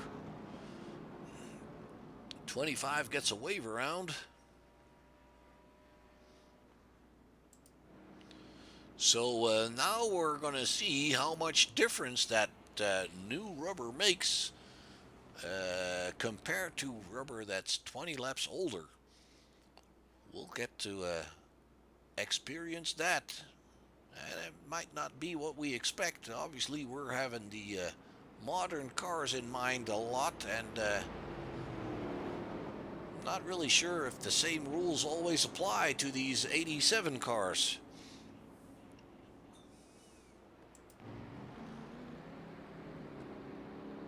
And Liston stayed out there on those older tires, and we knew he was struggling a little bit there.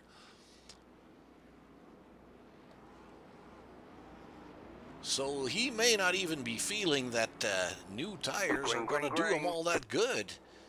There we go. We're back at it again. 4 Chevys in front of the first Ford of Pearson in 5th position. Bradka's got a good start there with Liston and Stouffer following, and then a little bit of a gap to Doran. Pearson and Pienta, the first 2 Fords there, side by side, being followed by Jacob Wolbury. And Ballesteros in 8th position. He's in a new or fixed vehicle. And Stouffer already to the front. We missed that one. Let's bring that back here. Ooh, it looked like Bradke and Liston touched there, and Stouffer going through the middle there, taking it 3 wide on the backstretch, and taking the lead going into turn number 3. Back live, Stouffer still in front. Bradke coming back on the bottom. And it looks like Russell is picking back up where he left. Fight is obviously heating up here. Liston in right behind Stouffer on the outside. Stouffer back in the lead.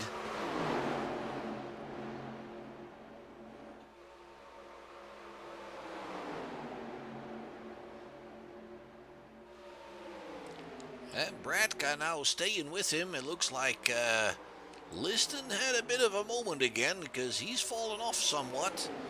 The 4 being pushed almost, it seems like, by... Ooh, we have somebody come... Oh my goodness, what a save! Todd Liston, let's bring that back for you. Look at what happens to the 87 here, and he saves it. This is phenomenal. It cost him the connection to the lead group, but my goodness, what a save. Russell Bradka didn't see any of that unless he was looking in his mirrors, which I doubt he was doing. And he is back in the lead, getting ahead of Stouffer there, with Luke Doran following him in that number 4 car. Then the first Ford, that's the 16 of Evan Pienta.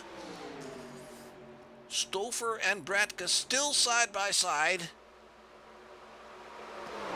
And as you can tell, folks, there's not really that much difference between the older and the newer tires, as far as I can tell. Bradka is on tires that are 20 laps older than the number 13 of Stouffer, and seems that it's still pretty even. Pienta now takes second position from Stouffer.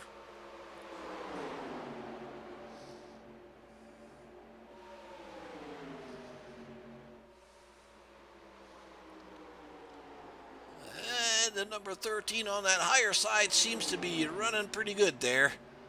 He might be a little bit better on that higher side because of those newer tires. Back to the outside of Bradka again. Side by side on the backstretch. It looks like he's nosing ahead. Not just nosing, he's got a car on him. He is in the lead.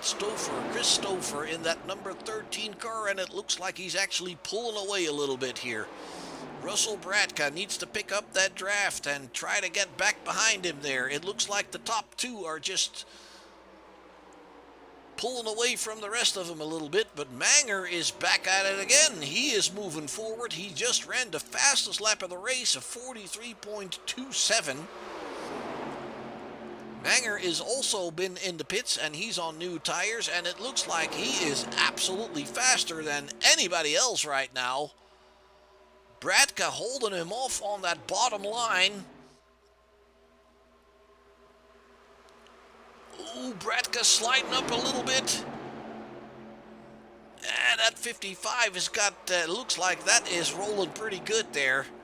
Stouffer having trouble on the high side. The 22 of Ballesteros coming with the 55. Manger trying the high side now. Bradka is forcing him to. Just like he's... Ooh, Bradka has a bit of a wiggle there. Once again. My goodness, these guys up front are doing phenomenal work here. This is so hard. Lightning speed, and you catch the oversteer. That is absolutely great. Manger on the high side seems to have a little bit of an edge there, although Bradka's back at it. The 22 is right behind him. That might help him a little bit. Looks like we're going 3 wide going into lap number 9. Oh, no. Caution, yellow flag. Manger and Bradka coming together here. So unfortunate. What a beautiful battle this was. Let's take a look at what happens here. It looks like it looks like Bradka washes up a little bit, and there's just barely touching that 55 on the left front. Maybe we can see it a little bit better from the blimp here, folks. 3 wide going down the backstretch. Or no, I'm sorry, into the tri-oval, and that's where it already happened. And then the signage takes our view away there. Let's try this camera angle. One more time, a little bit further back. Watch the leader there. And there you have it. It looks like he just washes up right unexpectedly for the 55. Nothing they can do about it. And then everybody else in trouble too. Fast repairs are hard to come by these days. And guess who's back in the lead? Drew Ballesteros in a fixed up number 22. Chris Stouffer right behind him. Lap number 91. If we need to, we can do one green-white checkered in these races, but that's it. And I definitely hope they're going to finish this under green. I always love it when they finish under green. It's so much better than coasting, obviously. Let's find out where Bratka is. He is rolling, but it does look like that car is pretty beat up. Yeah, it's actually, it looks to me like it's running crooked. And that is going to be extremely difficult to handle. He is obviously coming down pit road here. We'll keep an eye on him and see if he has that fast repair left. I'm not sure if he does. Manger coming in, also pretty beat up on the front end there. Ben Shelton, I'm not sure if he was involved. Foskett, front end also looks a bit beat up there. Bratka, let's see. I don't believe any of these drivers have that fast repair left. It certainly doesn't look like the 11 of Bratka is being fixed. Hopefully he can get back out. And let's see, Ben Shelton, can't find Ben. Can't see him, unfortunately.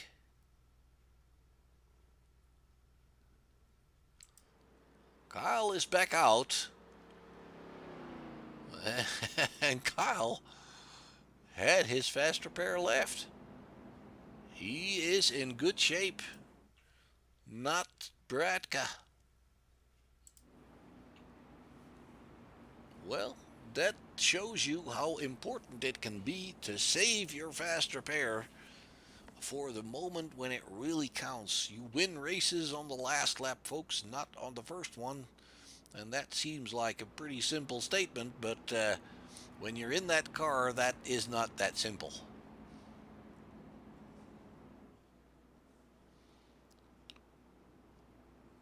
Well, let's see how Pienta is doing as far as damage is concerned. I do believe he also has a pretty good looking car there. Todd Liston is definitely not out of this either.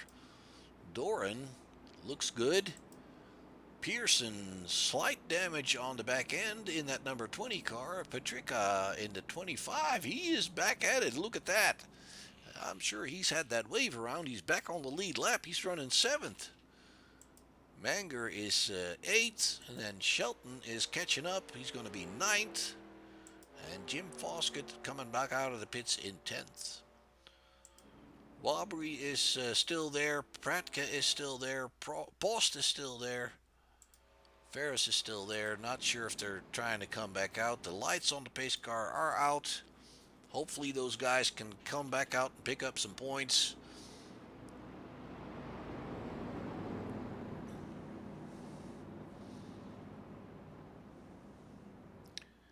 Drew Ballesteros is your leader in that number 22.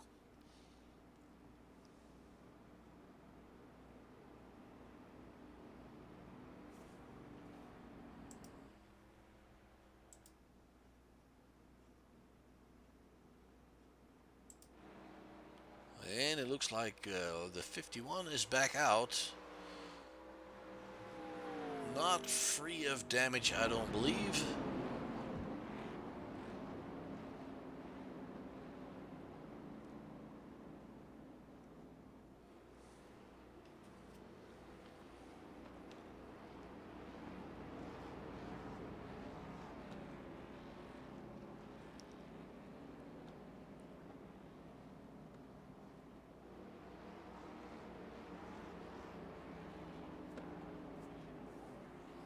Green. There we go, folks. Going into lap 94. We have 7 laps to finish this thing here.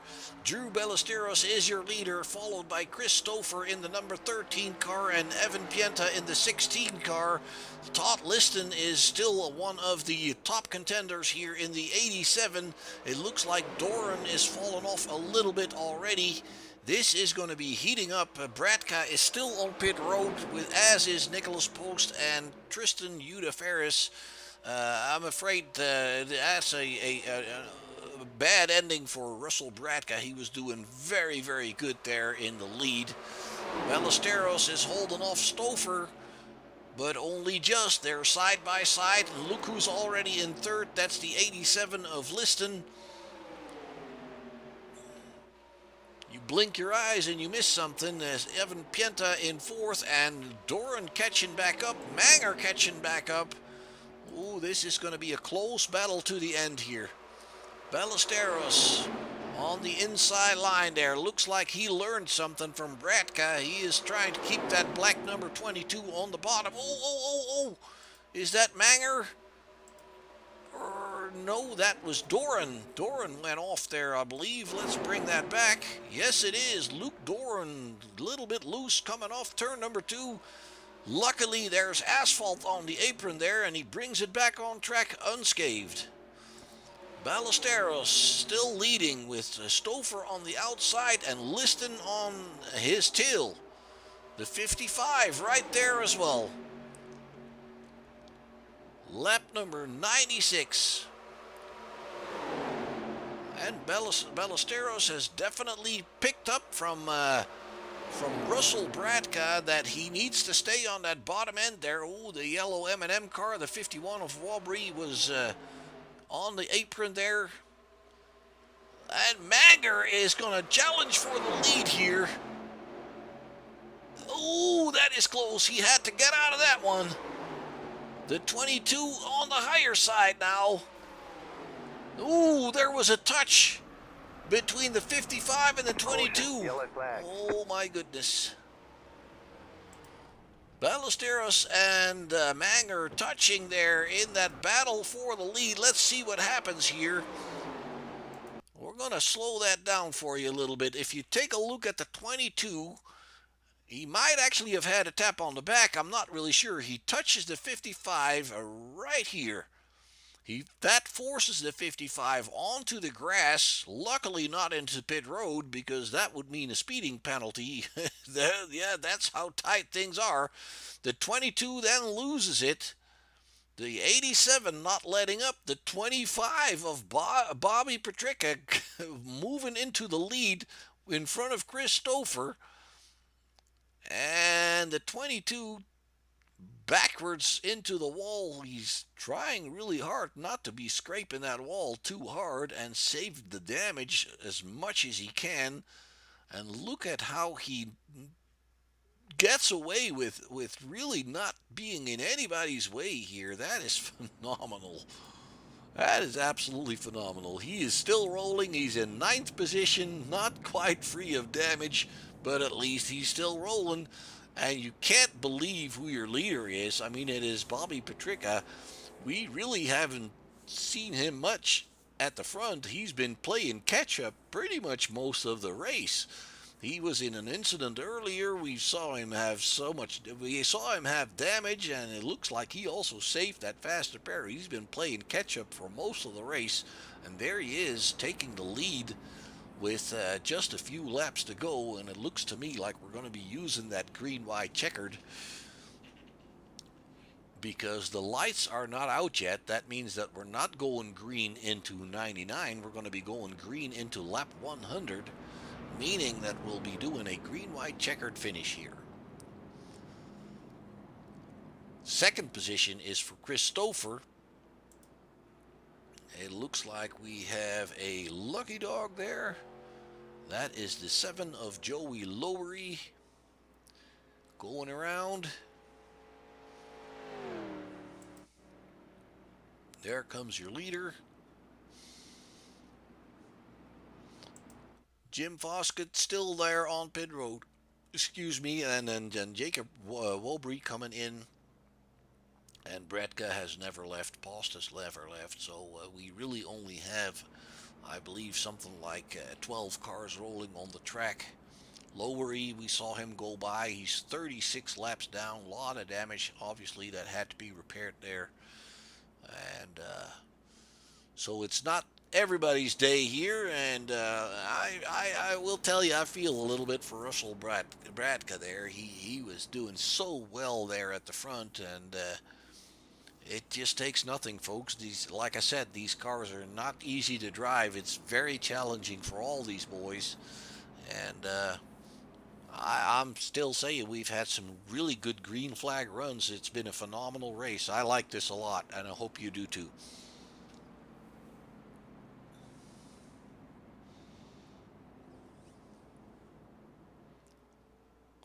Lights on the pace car have now been turned out. Jacob Vobry is coming back out, and it looks like somebody else back there is going to the side.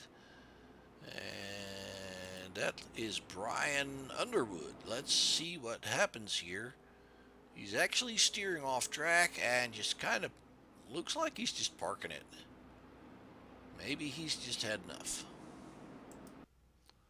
Yep, he took it to pit road on a tow, and that is probably his night. All right, so a green, white, checkered. We're only going to do one, so if they can't make it for 2 laps, that's going to be it. Then we'll finish under yellow. It is the 25 of Bobby Petricka that is on the first position, followed by Chris Stouffer and Kyle Manger, Todd Liston. All 3 of those we know are very fast and very good starters. Evan Pienta is in 5th, Bruce Pearson in 6th, Luke Doran in 7th, and Ben Shelton in 8th. Drew Ballesteros in 9th, still running though, and so is Jim Foskett. Those 2 are Thunderbird drivers, and they're still hanging on.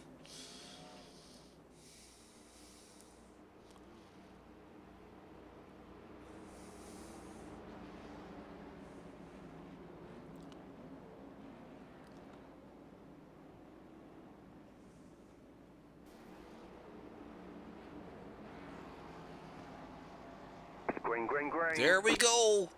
Bobby has a pretty good start there, staying ahead of the 13 and the 55. Obviously, those guys are in the draft here. That will be an advantage to them. Hopefully, Bobby has learned as well that the bottom is the place to be for him. Ooh, and the 55 is coming really, really close behind him there. The 13 on the higher side. Petricka is hanging on in the 25. Stouffer on the high side. Manger behind him. Liston on the high side. The 16 of Pienta on the high side. And it looks like it's going to be these 5 guys here. They're going to get the white flag as they're coming around turn 3 and 4. Bobby is still in the lead. He washes up high. He needs to stay down there.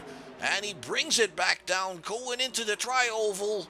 He is in the lead as they see the white flag. The 55 and the 13 are side by side behind him. Bobby is keeping it low. The 55, it almost looked for a minute like the 55 could get underneath him, but he cannot. The 25 stays on the bottom side there, forcing everyone that has the ambition to go around. The 13 is side by side with him now. Bobby Petricka still has the lead.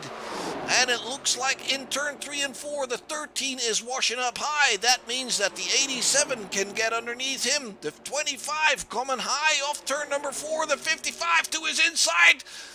And the 55 steals it from him on the line, and there's a crash as they reach the finish line there. The 55 passed the finish line in first, Bobby Petricka in second, Chris Stouffer in third, and they actually crash as they come across the line there. That's the 13 of Stouffer smoking like a chimney. Todd Liston has to settle for 4th position, Pienta for 5th, Doran in 6th, Ballesteros brings it home in 7th, and Ben Shelton in 8th, and Jim Foskett in 9th. Bruce Pearson is your 10th place driver here, folks. What a race, what a finish. A little bit messy as we cross the line here, but we're not going to let that bother us. We've seen a phenomenal race with these boys handling these heavy and old cars like masters. Absolutely phenomenal. So let's see if we can find some people to talk to if they want to come to us. The problem is they have to come to me, and I cannot come to them. So let's give that a few minutes here and see if somebody is willing to come up here with us and talk about what we just witnessed here. bringing up your results and keeping an eye out for anybody that is willing to have a little chat here with us in the broadcast. And Kyle Manger, I will say he just nosed it ahead there of Bobby.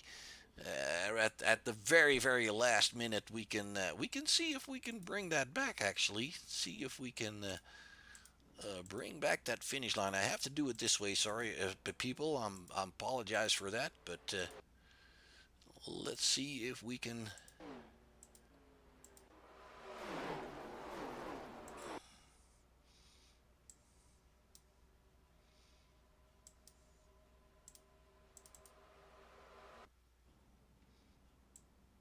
No, it's not letting me. Race is finished. It will not let me. That's too bad.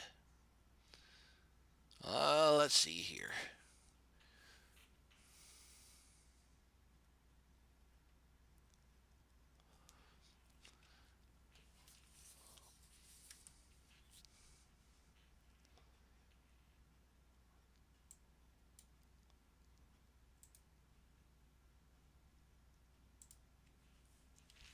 Hey, Skylar, this is Mark. Can you hear me?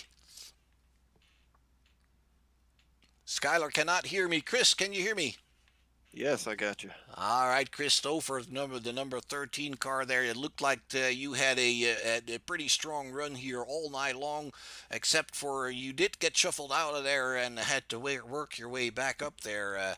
But there, here at the finish, you made a very hard charge. It kind of looked like whoever was leading was forcing you guys to stay on that higher side, and it just didn't want to work, did it?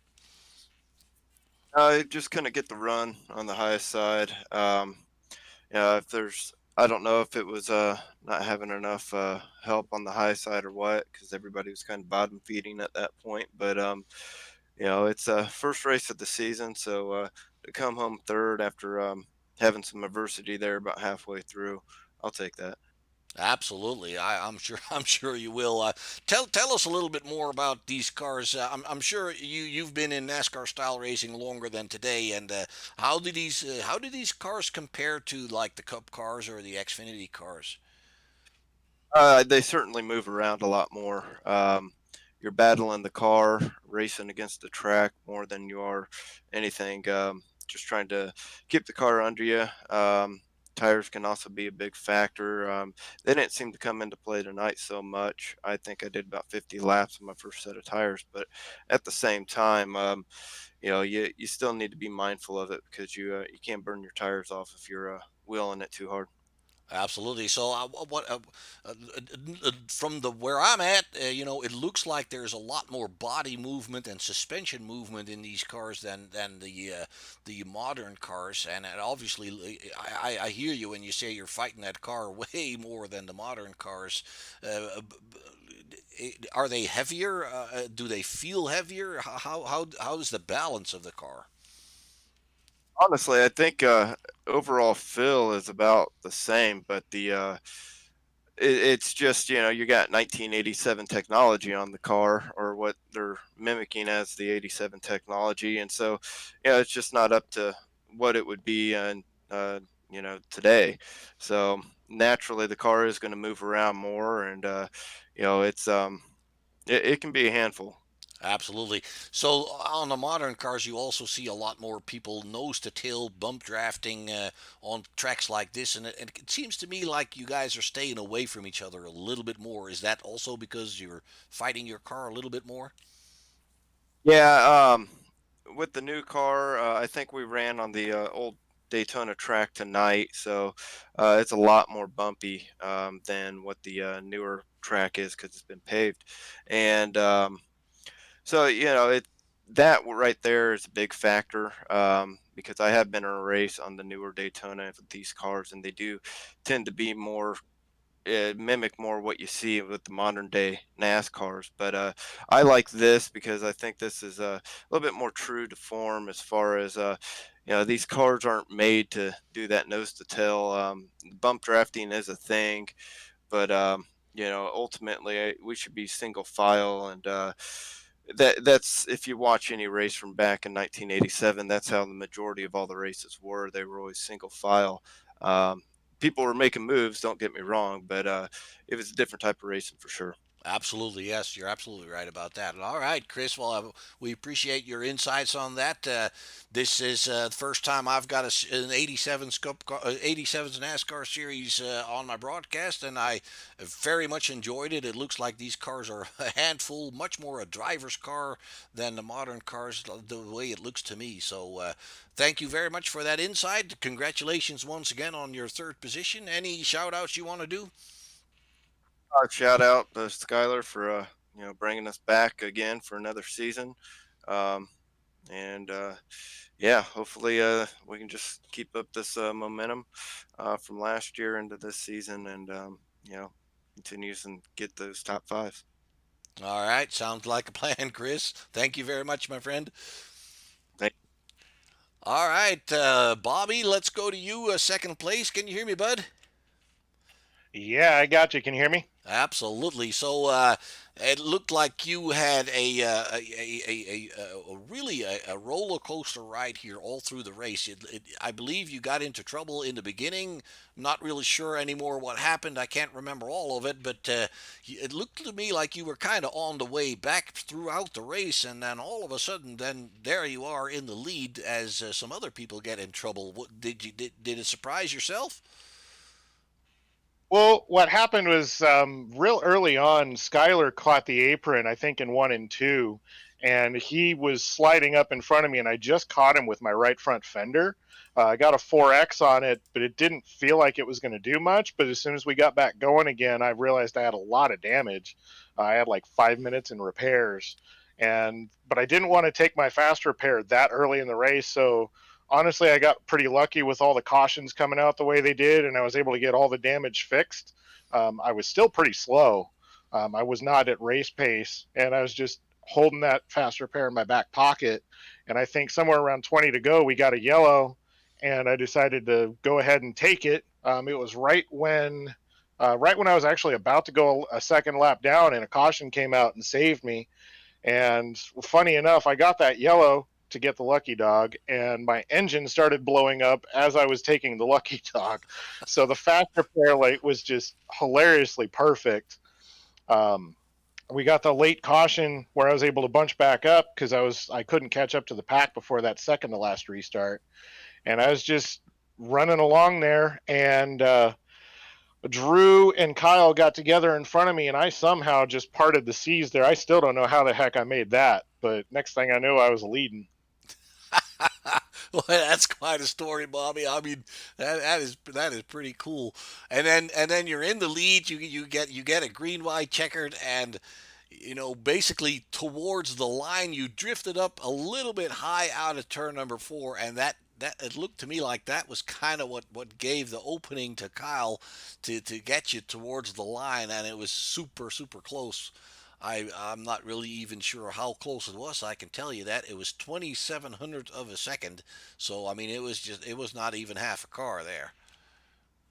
Yeah, I basically, when that green white checker went, I was not lifting. And in these cars, a lot of times with the bumps, especially on the bottom, you'll get loose pretty bad with the bumps. But if you keep your foot in it and you just pray that it'll slide the way that you hope it will, you can hold it. But my problem there coming off four was I hit a bump and I started to feel it slide, but I didn't want to lift. So it was either I pinch it down and I might spin down off the corner because I might get too loose and scrub all my momentum. And I know Chris was behind me and he could get a run on me on the high side, or I just let it drift up a little bit. And I almost shut the door on Kyle, but I just couldn't do it. I knew he was there, and I don't want to wreck people to win races, and just came down to the line and tried to pinch him the best I could. Well, it was super close. It was great fun to look at, man. A super exciting finish for sure, and I commend you for that. First of all, saving it that way that you did, because you're probably right. If you would have pinched it down while it was sliding, you would have probably gone on the apron at least, and that would have cost you as much speed probably as going high as well. So, and I also commend you for not banging into Kyle and ruining everybody's day there. So good job for you, Bobby. Awesome race, man. Yeah, thanks. This one was pretty tough. I'm not sure how well you could see my paint scheme, but this one tonight was for my dad. Unfortunately, I lost him a little over 2 weeks ago from cancer, and so I changed up my paint scheme for him tonight. And not gonna lie, on that last caution flag under yellow, I was starting to have things emotionally kind of come over me, and I was like, I got to finish this. I hear you, man. I feel for you. So I'm bad, but I didn't want to wreck Kyle to do it. So you know what? I brought Dad home second. I got to lead some laps, and I think he'd be pretty proud of that. I absolutely would think. I was just going to say that. I mean, the fact that you better a good sportsman bringing it home in second than being a bad sportsman and bringing it home in first. I'm sure your dad would be proud of that. Yeah, he definitely would have been. He was one of the ones who really pushed me to do the iRacing stuff, and he loved watching. I do Twitch streaming, and he loved watching my streams and watching me race. So it was cool to at least lead a few laps for him and get him out front. Absolutely. All right, Bobby. Congratulations once again, my friend. Any shout outs you want to do here tonight? Oh, just my Twitch community, Bearded Gentleman 28, my Twitch channel, and my girlfriend who's sitting off over here to the side and lets me do this, and she enjoys the heck out of watching me, and she doesn't get on me for spending a few hours away from her. So yeah, Twitch people and honestly Skylar and everybody who puts the league on and all these guys that I get to race with every week. It's a lot of fun running with these guys. Looking forward to this season. All right. Thank you very much, Bobby. And Kyle, that brings us to you, my friend. Can you hear me? Yeah, I got you guys. All right. It looked like you were a very strong contender all throughout the race. Basically, I think you've been in that top 5 or 6 pretty much throughout the race, or did I miss something? Yeah, when we had some green flag runs, I was trying to save my tires and just ride for a bit, and then when it was time to go, take the runs when you get them. These cars were a blast to drive tonight. They have a lot more speed, and just you still can get big runs, and you just gotta play with the throttle through the corners and with these bumps. It's just yeah, it was a hell of a challenge, but yeah, glad to come out with the win tonight. Now, I do believe you had also had just like Todd Liston, you had a few moments of where you lost the back end there a little bit, and you got it caught up. That must be pretty hard. Yeah, it makes you hold your breath for a second, that's for sure. But yeah, everyone did a good job the last half of the race. We all raced really hard there, and it was a lot of fun tonight. Absolutely, kind of makes you wonder how those guys did it in real life, don't you? Yeah, I mean, from what I raced the Cup League for these guys, which is also a lot of fun. But I haven't run too much of these cars, and yeah, you get a real sense of appreciation for what they were able to do. Absolutely, because those guys could actually die, and we can't. Yeah, a lot more courage on a simulator than real life. I don't know how they did it. Absolutely. So when you prepared for this race, how did you prepare for this race? I mean, you guys run fixed setups, right? Yeah, so we just whatever practice time we had tonight, just figuring out what your limits are, wearing the bumps, uh, and just trying to keep your car clean for as long as you can to have a clean car at the end, and hopefully everything you learn those 100 laps you can use to the end. Did you need your fast repair at all? Yeah, I had to take 110 to go. Me and Drew had a little contact there because I Oh yeah, going yeah, off yeah. four. That's Yeah, so Yep, that's right. I remember that. You did come out clean, and He had a little bit more time in the pits there, that's for sure. Yes, indeed. All right, Kyle. Man, we surely did enjoy this very much. I love these old cars.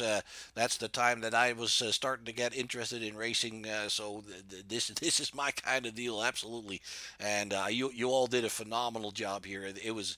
I mean, there's been a few yellows and there's been a few maybe that could have been avoided, but hey, you're racing a difficult car on a bumpy old track, and I mean, it's just not like exactly like the modern stuff that we are running these days. So kudos to all of you. Kudos to you for bringing it home in first place there with a dash for the cash from turn 4 there. Were you surprised that Bobby was going up a little high there?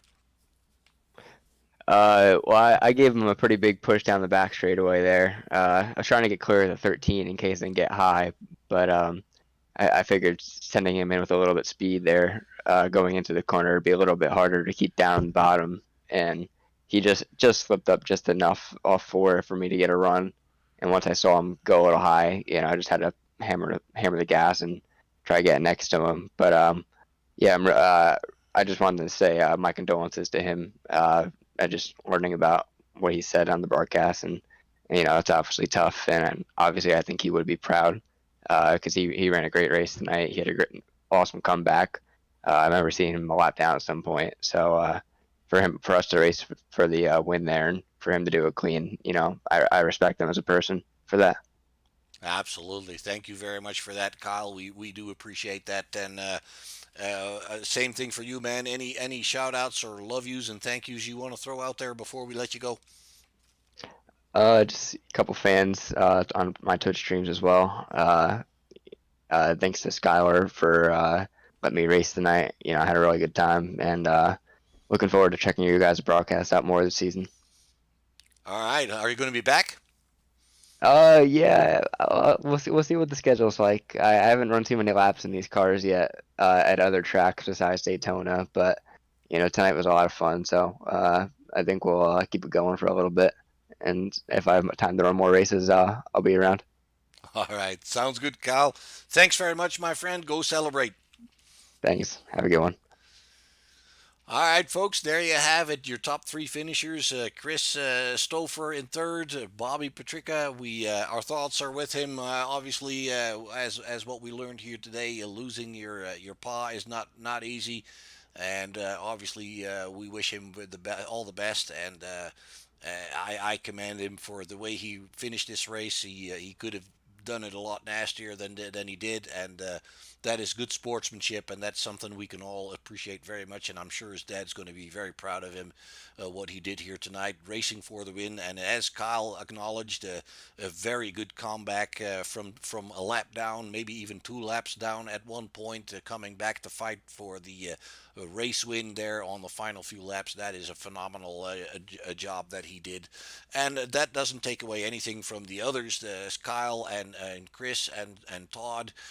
I honestly enjoyed this race very much. Like I said, I am very much into that older stuff. That's the time when I started being interested in racing, and very often when you're in these older cars on iRacing, I sometimes run that old Formula One Lotus 49. It gives you major appreciation of how brave the guys in real life were in those days. Safety measures were a lot less. These guys were running it's like tightrope walking between 2 skyscrapers when you race these cars in real life. They knew that every race could be their last one, and a lot of them lost their lives in those eras. And we get to play with these cars without that fear, but we do get to experience how tough they are and how difficult it was to be really successful in those days. So hats off to iRacing for making that possible. Once again, I think they've done a phenomenal job bringing these old cars back, and I think it adds a whole new dimension to the iRacing experience. So, folks, if you're not on iRacing yet, just check it out. There's a lot of fun stuff to do there. There's all kinds of cars you can race. You can race NASCAR style, you can race open wheel style, touring cars, GTs. It's all there. Come and check it out. So for this first race of the WOSCRL Throwback Series, we thank you very much for your attention. This is Short Shaft Broadcasting. My name is Mark. We hope to see you back again next week when we go to Phoenix for round number 2 in this brand new series brought to you by Future Design Building Materials. We've had a lot of fun tonight. We hope you will be back for more of this kind of fun, and we hope to see you in a week's time there in Phoenix. Same time. We go live right before, probably right before, what is it, 9:30 Central Time, 7:30 Pacific Time for me, as I am in Nevada. So we hope to see you back then. And until then, folks, stay healthy and be kind to one another.